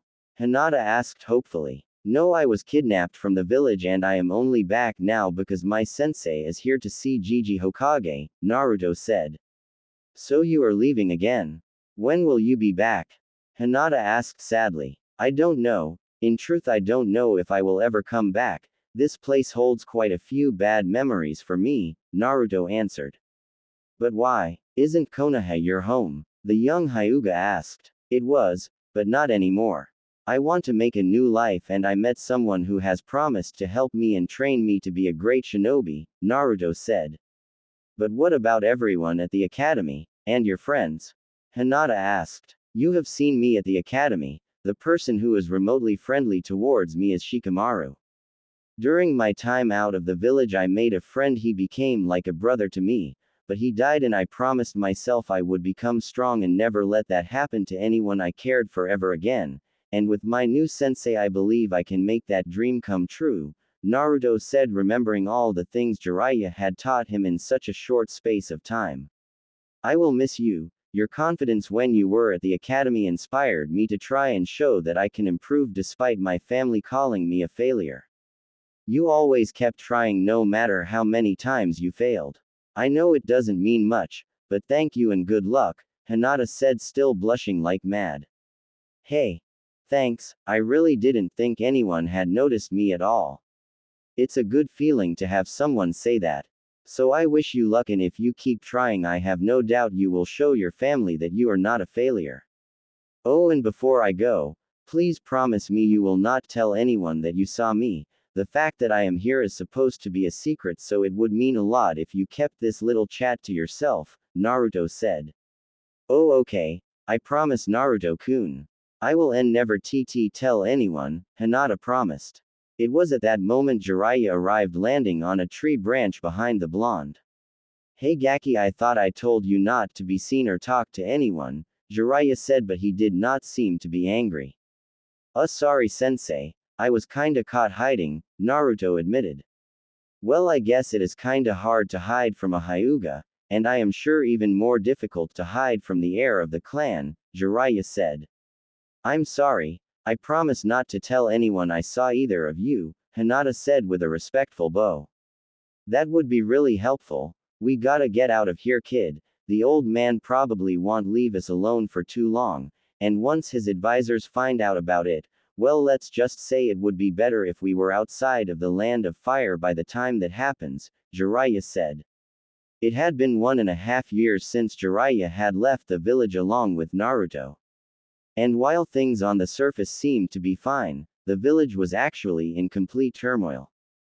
Hiruzen's most trusted Anbu commander had retired from Anbu and just become a everyday Junin, and much to the ire of the aged Hokage, said former Anbu captain Kakashi Hatake had become even less reliable to show up on time than ever before. That was, however, the least of Hiruzen Sarutobi's troubles, however. Over the last few years, relations between the Uchiha clan and the rest of the village had deteriorated. Konoha was on the verge of civil war and negotiations were going nowhere. Hiruzen knew that he had to act before it was too late, but the only option that was left to him seemed far too extreme. Unfortunately, the longer the talks went on while going nowhere, the more obvious it became that they would have to go through with the plan that was put forward by his longtime rival and advisor Shimura Danzo.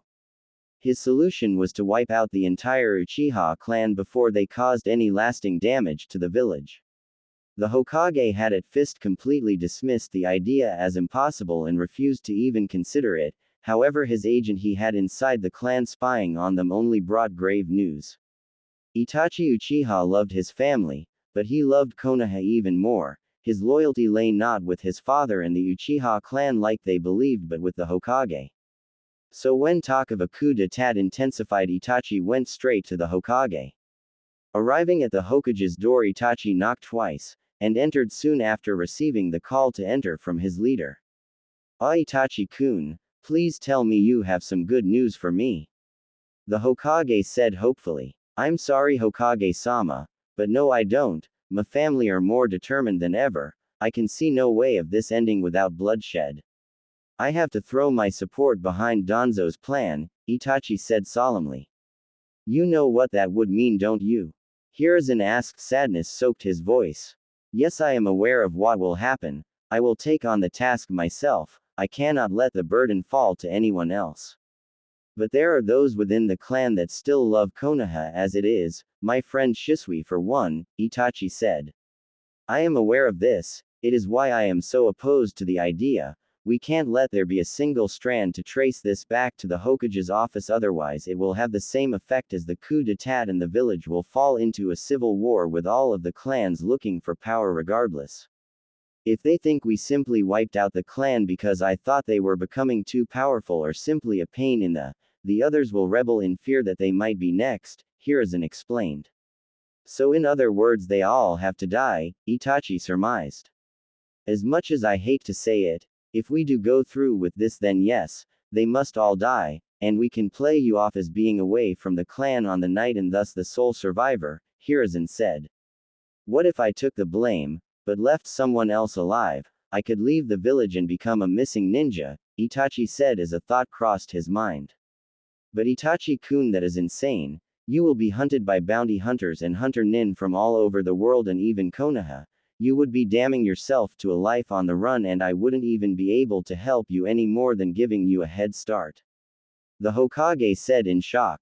I know, but I don't care, it is the only way I can live with what I will have to do, Itachi said. Very well, who is it that you want to save? Hiruzen asked. My little brother Sasuke. He is innocent and I can't bring myself to kill him, he means too much to me, Itachi replied. I see, well then I accept your plan, you may go about executing it in any way you see fit, but I have one last thing I can offer you. Find my apprentice Jiraiya, he is traveling with someone you know quite well. When you find him give him this message, he will be able to keep you far safer than if you were alone, he is not currently registered as a shinobi of Konoha, so helping you will not constitute treason, the old Sarutobi explained. That is a very good idea Hokage-sama, I believe I will take you up on that offer, Itachi said taking the letter from Hiruzen with a bow. Oh and Itachi one last thing, the Hokage said stopping the young Uchiha before he could leave. Yes Hokage-sama, Itachi asked. Good luck, and I am so sorry, the Hokage replied. Thank you Hiruzen-sama, Itachi said before slipping out of the room like he was never even there. Kami, I am getting too old for this, and the only two people who I would even consider to take up the role of Hokage will not return to the village. Oh Tsunade Haim, can't you see you are perfect for this job? If only you didn't blame the village or the position of Hokage for your terrible loss, Hiruzen thought as he picked up his pipe from the desk and lit up. Academy. Life at the academy had not changed. The class still seemed to have Adobe, a role which had been passed on to Shikamaru after Naruto had left, and the top of the class which had always been one Sasuke Uchiha. The only real change in the past year had been the emergence of Hinata Hyuga as the top-ranked kunoichi who excelled at almost every level and was only beaten by Sasuke in the kunai and shuriken skills. And taijutsu. And Sakura Haruno in the theory. In fact the class had moved on so smoothly that they had all forgotten about the blonde-haired whisker-marked troublemaker that used to terrorize the village and classroom with his antics at any chance he got. Very good class, as you know it is customary to allow a young ninja or kunoichi to attempt the graduation exams once they reach the age of 10. As most of you have made it to that age now, I would like to ask if any of you would like to attempt the exams in a little over a week's time. The head teacher Aruka asked the class. Several looking children from civilian families who had parents on the civilian council raised their hand and went to collect a form. Is that all? I would have thought you would be attempting the exam Sasuke, and you too Hinata, you both have enough skill to pass the exam, Aruka said. No, my brother said that the best way to be prepared and get stronger is to stay in the academy and learn as much as I can to make sure that I am ready for what I might face in the real world. I could graduate now, but I might hold my team back and that could get us all killed, Sasuke said. I too do not wish to take the exam for similar reasons, Hinata said in her typical shy fashion.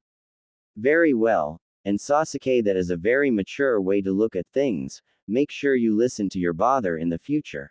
He is after all the biggest genius to come out of Konoha since the Yondaime Hokage and the Sannin, Aruka said. Yeah, but one day I am going to become even greater than he is. I might not do it right away, because he is really strong, but you just wait, they will be calling me the genius of the Uchiha clan in no time at all. Sasuke said confidently, causing a large section of the girls in the class to swoon over the Uchiha. Well, if you work hard enough, I have no doubt that you will. And working hard here is the best place to start. That is a lesson for all of you. You need to work hard for your dreams to come true, Iruka said. Working hard is just too troublesome, Shikamaru mumbled before snoring, indicating that he was asleep the whole time. I'm sorry, Shikamaru. Next time I will say people who don't dream about sleeping all day and watching clouds need to work hard. Iruka yelled using his big head jutsu, successfully waking the sleeping Nara. Troublesome, was all Shikamaru said in response before laying his head back onto the desk. Land of Swamps. Naruto was standing in a battle-ready stance waiting for an attack he knew could come at any moment or from any direction. Finally he heard the yell of a jutsu. Doden. Earth Dragon Bullet. Came a voice from seemingly all around Naruto, and he quickly saw to his left a large dragon head made of mud was opening its mouth before firing a large chunk of mud at the young blonde. Raiden. Electromagnetic Murder. Naruto yelled, sending what looked like a massive web of lightning rushing forward, annihilating the mud dragon. Kaden. Flame Bullet. The voice yelled again.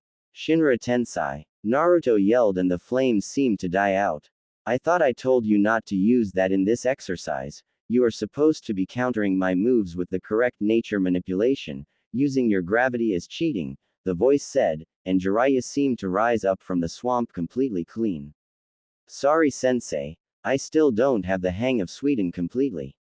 I can use it alright, but I was unsure of what jutsu to use and then I sorta panicked, Naruto admitted, lowering his head. That's alright, after all that is what this exercise is for.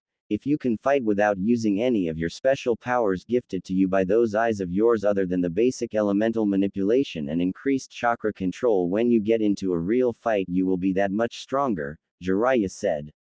Yes sensei, I understand. I think I need to practice the Suiden jutsu you gave me more though, Naruto admitted. Well, we can get to work later. Let's find a place to rest, the old toad sage suggested and beckoned Naruto to follow him. Why are we in the land of swamps anyway sensei? It stinks here, Naruto complained. I'm following someone, and I don't want them to get away, Jiraiya said. You mean that weird pale old teammate of yours that you had me hide from?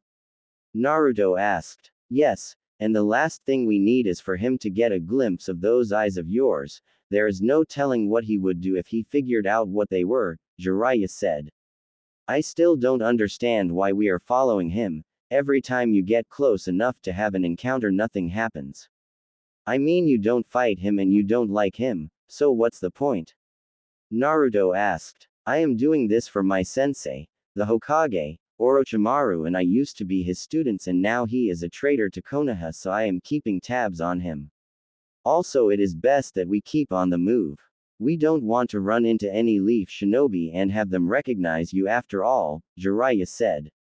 Fine, let's just keep going. The sooner we get out of this swamp the better, Naruto mumbled. Konoha. Morning before the Uchiha massacre.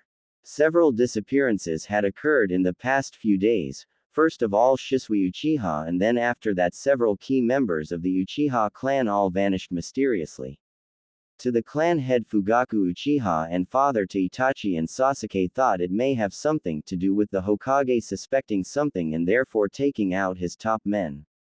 Itachi walked into the kitchen in the morning with his Anbu mask all ready for the task that lay ahead of him. Itachi, can you help me with my Kaden jutsu after class today? Sasuke asked eagerly when he saw Itachi enter the room. I'm sorry little brother, I won't finish until late. Why don't you just practice hard in one of the training grounds? Hopefully I can make it there before it gets too dark, Itachi said, knowing he would never be able to show up. HMPH, you are supposed to be an Uchiha. You should be helping your brother, not playing the role of a pawn for that old fool Hiruzen, Fugaku said. Fool or not, it is my job, father. Sasuke should use this as a chance to work hard to learn what he needs, Itachi said. I don't know where you went wrong, boy. Such a talented member of this clan and you cling to these pathetic ideals. You will see, when we run this village as Uchiha will be given the respect we deserve, Fugaku stated arrogantly.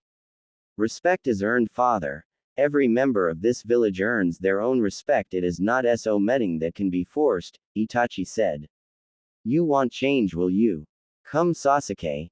After breakfast I will help you with your ninja skills. You can still be a ninja this clan can be proud of, Fugaku said as he watched Itachi leave and gave a smirk when he saw the young Anbu pause, indicating that he heard what his father had said.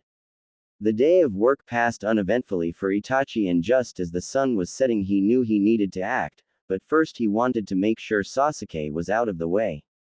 Itachi found his younger brother walking home. I need more time, I will have to use a genjutsu to get him to take the long way home, Itachi thought, and from the shadows activated his Sharingan. Sasuke seemed to instantly change direction and walk away from the Uchiha compound. That should do it. I will have about an hour. That should be enough. I will just have to be stealthy, Itachi thought as he jumped away and ran over rooftops up to the edge of the Uchiha compound. His first target were the guards who watched for anything suspicious. He waited until they were alone and out of sight before making his move. A shadow clone would take out one while he took out the other, both using the guards' own weapons. After that he knew he had already killed most of the higher-ranking Uchiha ninja. The last one left was his father, and that kill would have to wait until last. Hello? Came a voice from behind Itachi. What the? Who are you? Itachi asked. Oh, I am nobody that is overly important. I just came to offer you my help. I know what you are planning after all, the man who wore an orange spiral mask said.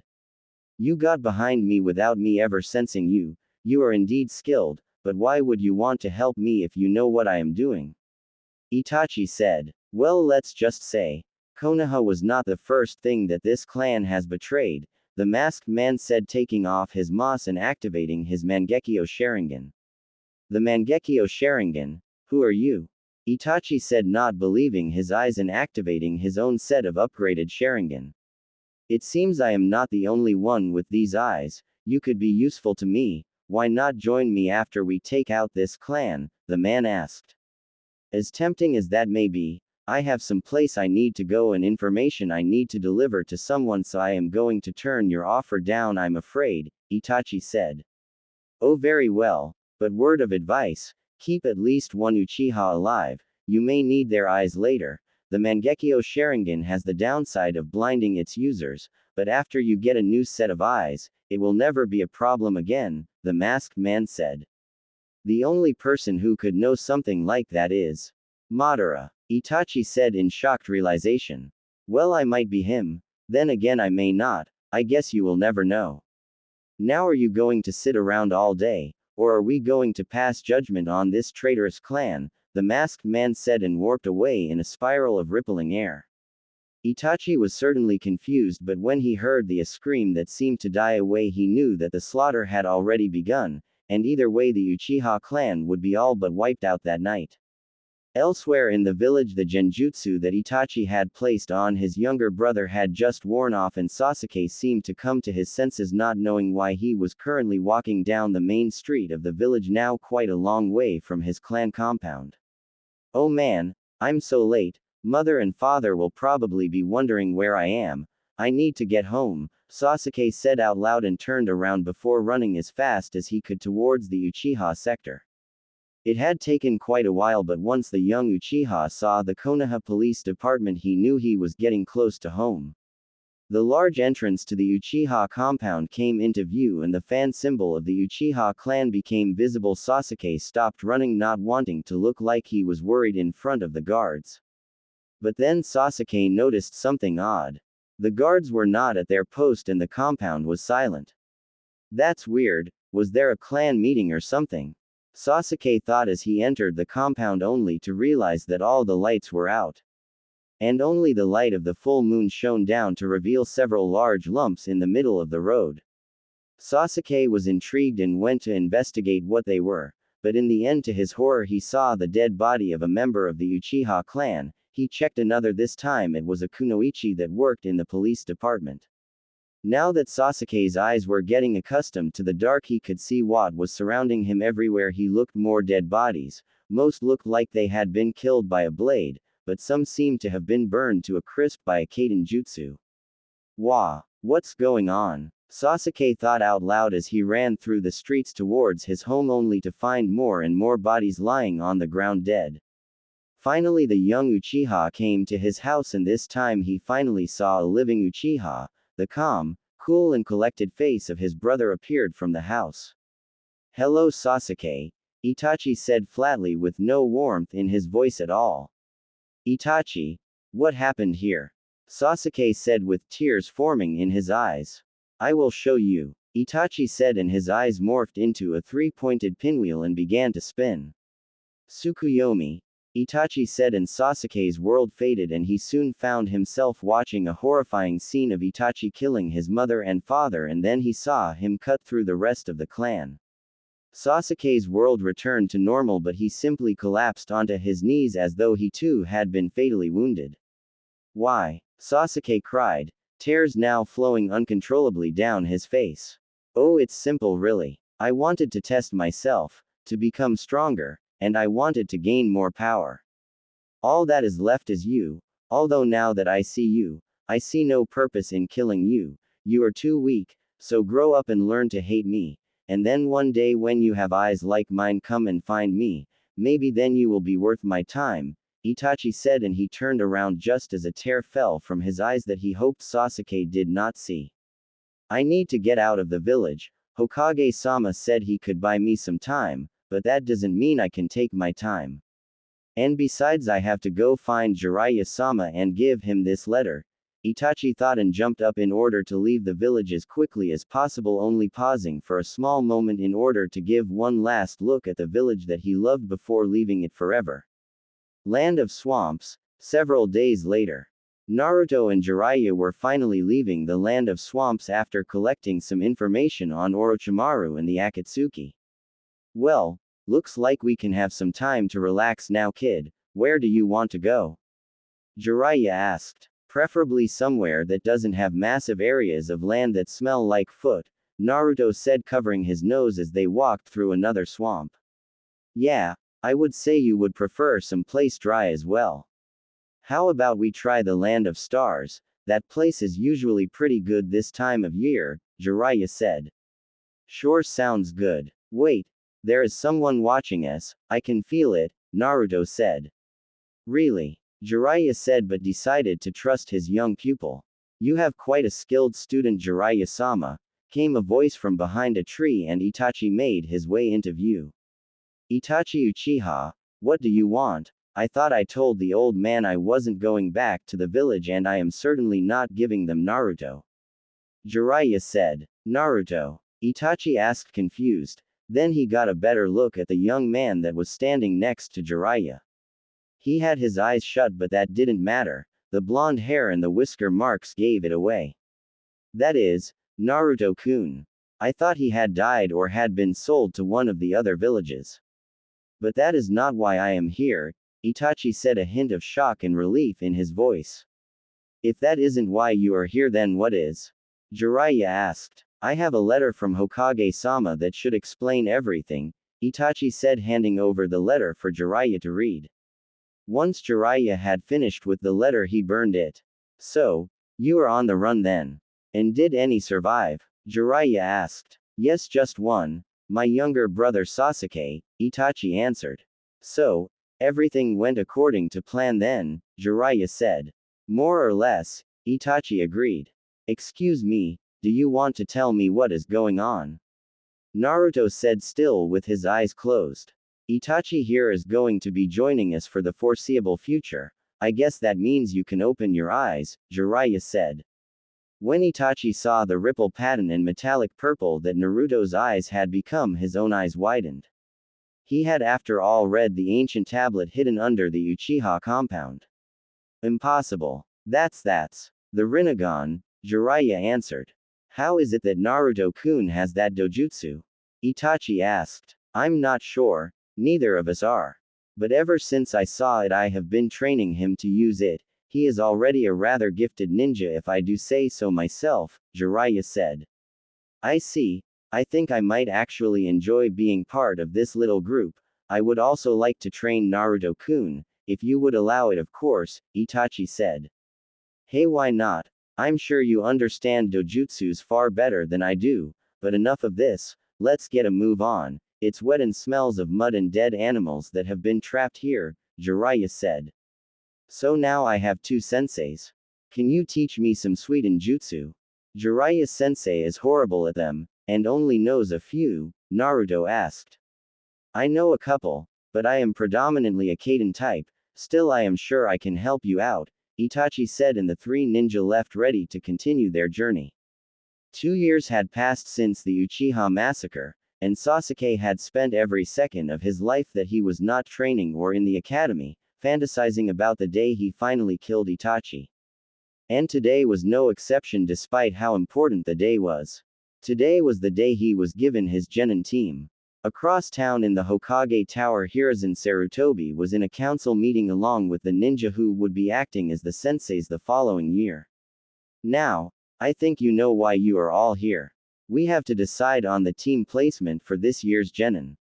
The normal way of choosing Team 7, which has been so successful in the past, providing us with such ninja as my own three pupils, the Yondaime and Kakashi Hatake, was to take the top-ranked ninja and Kunoichi along with the bottom of the class. This has been used the past 4 years, but as you know, Kakashi Hatake has failed to pass any of the teams he has been given, the Hokage said. He probably just didn't want to do it. I don't know why you would pick such an unreliable ninja to be a sensei. He has become more and more difficult ever since that thing left the village, one of the civilian council members said, who had in the past had run-ins with the copy ninja about the treatment of a certain former resident of Konoha. Yes, and I am sure it is because of people like you that Naruto has left the village and not returned, Kakashi said flatly. I wish I could take the credit. I have sent enough money to Hyuga's family to almost pay for their seals to be removed, the counselor chuckled, ignoring the looks of disgust on the faces of the clan heads and the Hokage. We are getting off topic. If we are to follow Team 7 tradition, then it will be the Team OS Sasuke Uchiha, who was the top ranking among the boys and Rookie of the Year. There was a round of applause from the civilian side of the council room. Yes, thank you. Anyway, the top-ranking Kunoichi was Hinata Hyuga, who finished in third overall behind Sasuke and ShinobiUltimate. And last in the class was Shikamaru Nara. However, upon looking at young Shikamaru's grades, I found something interesting. He only ever answered half the questions and hit the exact amount of points so he would pass and nothing more. I believe him to be far more skilled than he lets on. However, that would be Team 7. I am sure there will be some objections. There always is, after all, Hiruzen sighed. Yes, Hokage-sama, we requested back when they started the academy that Inochoji and Shikamaru were placed in the same team. Inoichi spoke up, and his statement was greeted with agreeing nods from Choza and Shikaku. Yes, I agree, that would be a formidable team and it has the balance that we know works. I am inclined to agree, but then who do I fill the final place in Team 7 with? Hiruzen asked. As if on cue, a pink-haired woman stood up and the ninja counselors ready to block their ears in case she started screeching like she had so many times in the past. My daughter Sakura should be placed with the Uchiha. The pink-haired Sakebi Haruno screeched, causing the people in her direct vicinity to wince from the pain that their ears had to endure. That may actually work. Sakura's ninja skills were the lowest, but she scored the highest in terms of book smarts and chakra control, which could lead her to becoming a talented support ninja, and with Sasuke being a close to mid-range fighter and Hinata being a close-range fighter, that leads to a balanced team, despite a break from the usual one Kunoichi per group rule. The final team will be a hunting and tracking team and will be ShinobiUltimate, Kiba Inuzuka and Sai, Hiruzen said. There were no more objections and the Hokage was able to send the full list of teams to the academy for the head teacher Iruka. Several hours later, all the teams had left the academy. Well, that was all except for Team 7. Ga, where is our sensei? Sakura whined. I am sure there will be a good reason that he is late.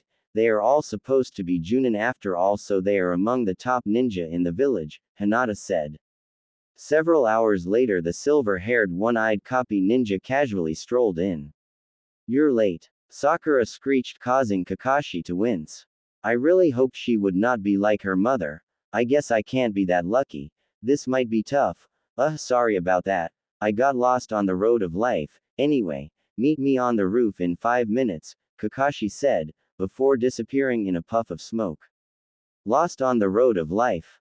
Oh, why couldn't I have Kurenai as my Junin sensei? Hinata thought as she followed after Sasuke and Sakura. The three fresh genin made it to the roof to find Kakashi casually leaning against the railing. So, take a seat and tell me a little about yourself, your likes, dislikes, hobbies, dreams for the future, the copy ninja said. Why don't you go first, Kakashi-sensei, so we know what to do? Sakura asked. I thought it was a simple question, how could they not know what to do? Kakashi thought. Alright, here goes. I like things and I dislike things as well. As for my dreams for the future, well, I don't feel like telling you, he said. He didn't really tell us anything other than his name, all three of the young genin thought. Okay, Pinky, you're up, Kakashi said. Alright. My name is Sakura Haruno. I like. She looked at Sasuke and blushed but said nothing. I mean, the person I like is. Again, she did nothing but blush. As for my dream for the future, again nothing but Sakura blushing redder than ever before. Delusional much, Kakashi thought, struggling not to mock the pink-haired Kunoichi. Okay, Pale Eyes, you're next, he said. My name is Hinata Hyuga. I like cinnamon buns and my hobby is pressing flowers. I dislike crabs and shrimp. As for my dream for the future, I want to bring the two branches of the Hyuga clan together under one roof as equals, and I need to say thank you to someone who inspired me to prove that I could better myself and that I didn't need to be the weakling loser everyone thought me to be, Hinata said. Why is that last part a dream? I mean, just go tell them, it's not like that is difficult to do, Sakura said. Kakashi narrowed his eyes disapprovingly at this. Sakura had no right to say anything about another person's dream, and even worse when they are supposed to be team members. I can't tell him because he doesn't live in the village anymore. He left the village to train with a tall man with long white spiky hair. Hinata said, angry that Sakura would say that about her dream. Then she realized she had just broken the promise she made to Naruto and Jiraiya never to tell anyone about seeing them. Long white spiky hair and tall. That could only be Jiraiya-sama. He left the village for good after he found out about Naruto's disappearance, and he certainly didn't take anyone from the village with him, Kakashi thought, looking for an answer but deciding to drop the issue. Okay, last of all, the brooder, you're up, Kakashi said. I have no real likes, but I don't see that it matters much because I hate lots of things. I have no dream for the future. What I have is more than that. It is a need, a desire. I will rebuild my clan and I need to kill a certain man, Sasuke said darkly. Hinata was a little taken aback by Sasuke's goals but accepted that was just who he was, while Sakura just seemed to swoon over the cool and dark Uchiha. So he wants to kill Itachi, huh? Well, good luck with that kid. He was considered the biggest genius in the Uchiha clan since Madara. As for the group as a whole, I have a fangirl, a shy princess and a brooder with a dangerous goal. I sorta wish I passed the team last year now, especially with the council on my back to pass this team, Kakashi thought. Now that that's done, I want you all to meet me at Training Ground 3 tomorrow at 7. Oh, and don't eat breakfast, you will just throw up, Kakashi said, and without further thought disappeared in a swirl of leaves. Land of Hills. Two ninja wearing white hooded cloaks were entering a small town. This all we have been doing for the past year is mission after mission. Mercenary life is not as fun as I thought it would be, the shorter ninja complained. Well, Naruto-kun, you could always return to Konoha. I am sure the Hokage would welcome you back with open arms, the taller one said. Yeah, Gigi might, but everyone else might have a different point of view. You know better than anyone, you used to watch me after all, Naruto said. Yes, you might be right. It is mostly my fault we have to keep moving, despite how secure some of our hidden bases are. We do not want to run into any hunter ninja. I would like to avoid any unnecessary bloodshed, the taller of the pair said. That's fine, Itachi-sensei. I don't blame you. Do you know why Jiraiya-sensei called us here? I thought he was busy working on one of his horrible books, Naruto asked, taking his hood off to reveal the spiky blonde hair that was now shoulder length.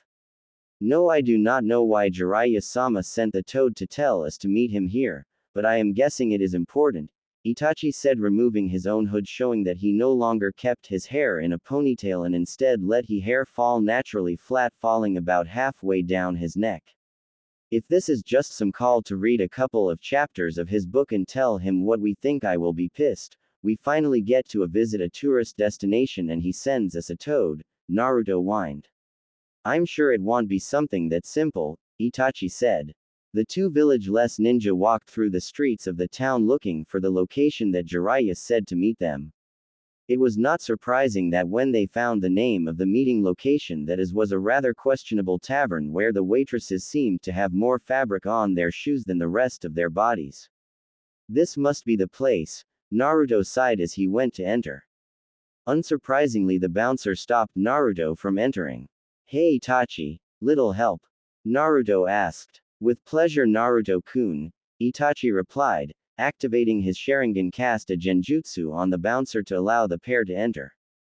Looking around, they saw that this bar was a very dark place, the sort of place that you would go if you didn't want to be seen. You have to hand it to Jiraiya-sama, he may pick some perverted locations, but his choice is in fact genius in that you could have an important conversation and pass on information here without anyone knowing, Itachi said. Yeah, you're right, but let's just find him before the patrons start to flip because I am underage, Naruto said. They found the toad hermit in a back corner being fed by two women with amazingly large. When they arrived, the pair sat down at the same table. Upon seeing Naruto, the two ladies stood up and went straight to the bar looking to complain about them allowing an underage kid to enter the tavern. Damn it, Gaki, couldn't you have put on a henge or something? Now you are going to get us all kicked out. Jiraiya whined as he watched the ladies talk to the what appeared to be the owner. Think of it as punishment for taking away my time off, Naruto complained. Damn kid, anyway, as we may not have much time, I will get to the point. As you know, there has been a civil war in the land of water for a few years now, Jiraiya said.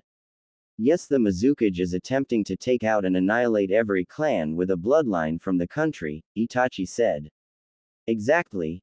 Anyway, I have found the location of the Resistance HQ, but they will not trust any outsiders. That is why if we want to help them in this war, we need to find someone who they know is wanted by the Mizukage and who the Resistance would see as a valuable ally to their cause, Jiraiya informed the pair.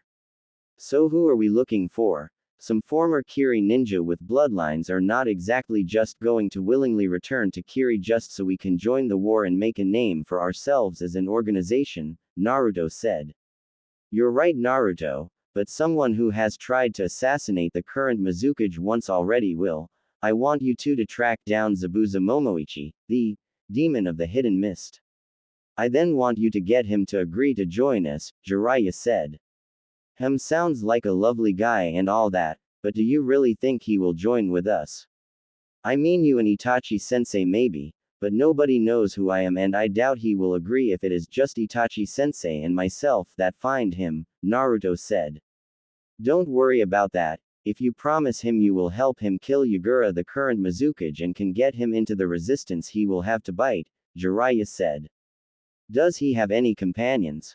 Itachi asked. 3, I believe, the Demon Brothers B-ranked missing ninja who are little more than overgrown bottom feeders, and a girl named Haku. I do not have any information on her, but I can assume you two can handle them if they try to fight, Jiraiya said. It could take quite a while to locate them, they have been on the run for some time after all.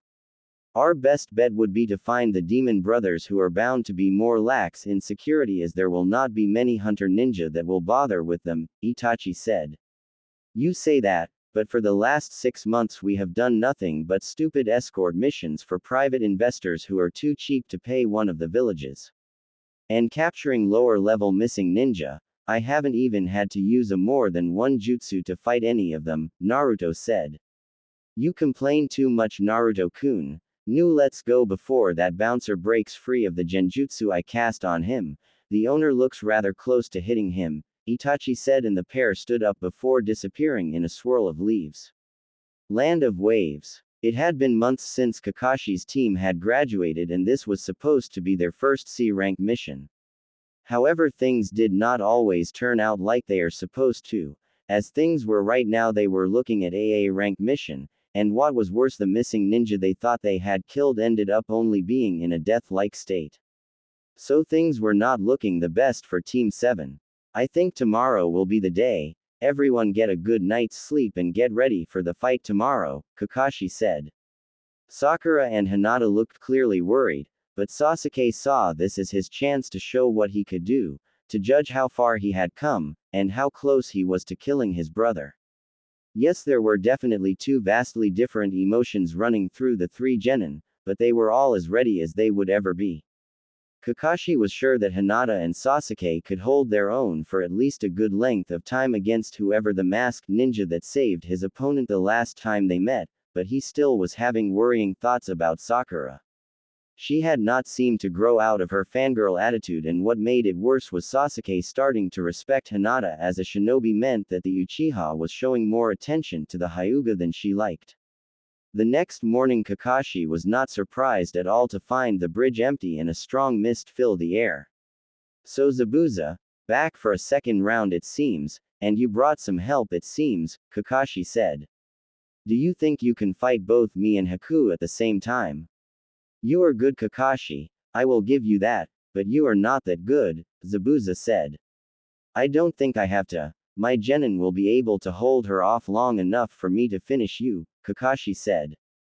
The moment the copy ninja finished speaking, Sasuke charged forward. But he didn't get more than 2 feet across the gap before a large wave rose up from the ocean, knocking Sasuke back. What was that? He didn't even use any hand seals?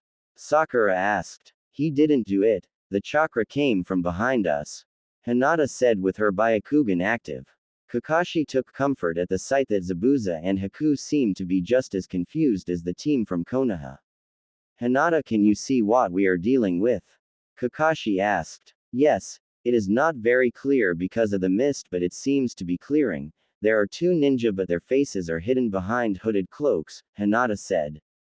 What do you mean the mist is clearing? I haven't ended my jutsu. Zabuza yelled. But sure enough, all around them the mist seemed to be lifting. Impossible, not even the sword Samahata could do this to my mist, Zabuza thought.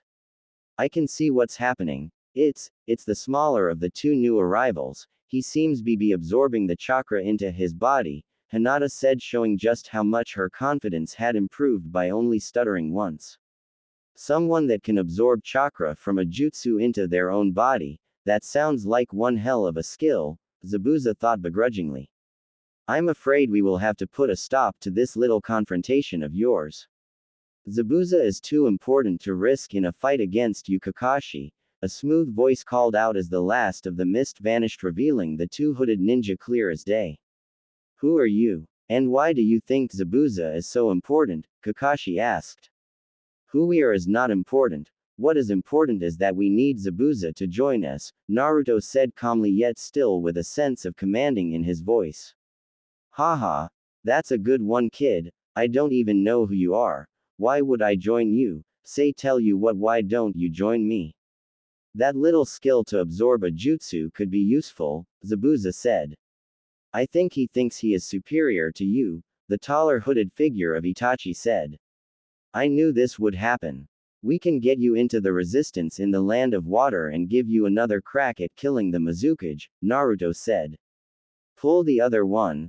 Only people inside the resistance know where they are hidden, so only a member of the resistance can make that offer, Zabuza said. You seem to be underestimating our abilities. We know exactly where they are, but we need something that the resistance wants to get in. And that would be you, Zabuza, Itachi said. Interesting offer. Let me just kill this bridge builder and then we can talk, Zabuza said.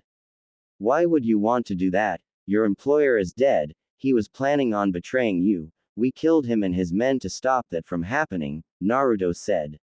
How do I know you are telling the truth, and you are not just saying that to save the old man? Zabuza said. Naruto shrugged and pulled out a scroll, tossing it to Zabuza. When the demon of the bloody mist opened the scroll, the body of Gato appeared. What the hell happened to him? He doesn't look like he was poisoned, neither is there any sign of physical damage in any way, not even any signs of a genjutsu-induced death, Haku said, shocked. Ah well, my companion has a rather unique way of dealing with people who are not being cooperative, Itachi said. Well, looks like we are not enemies anymore, Kakashi, but you two, I don't trust either of you. Show me your faces, or I will not even think about going with you.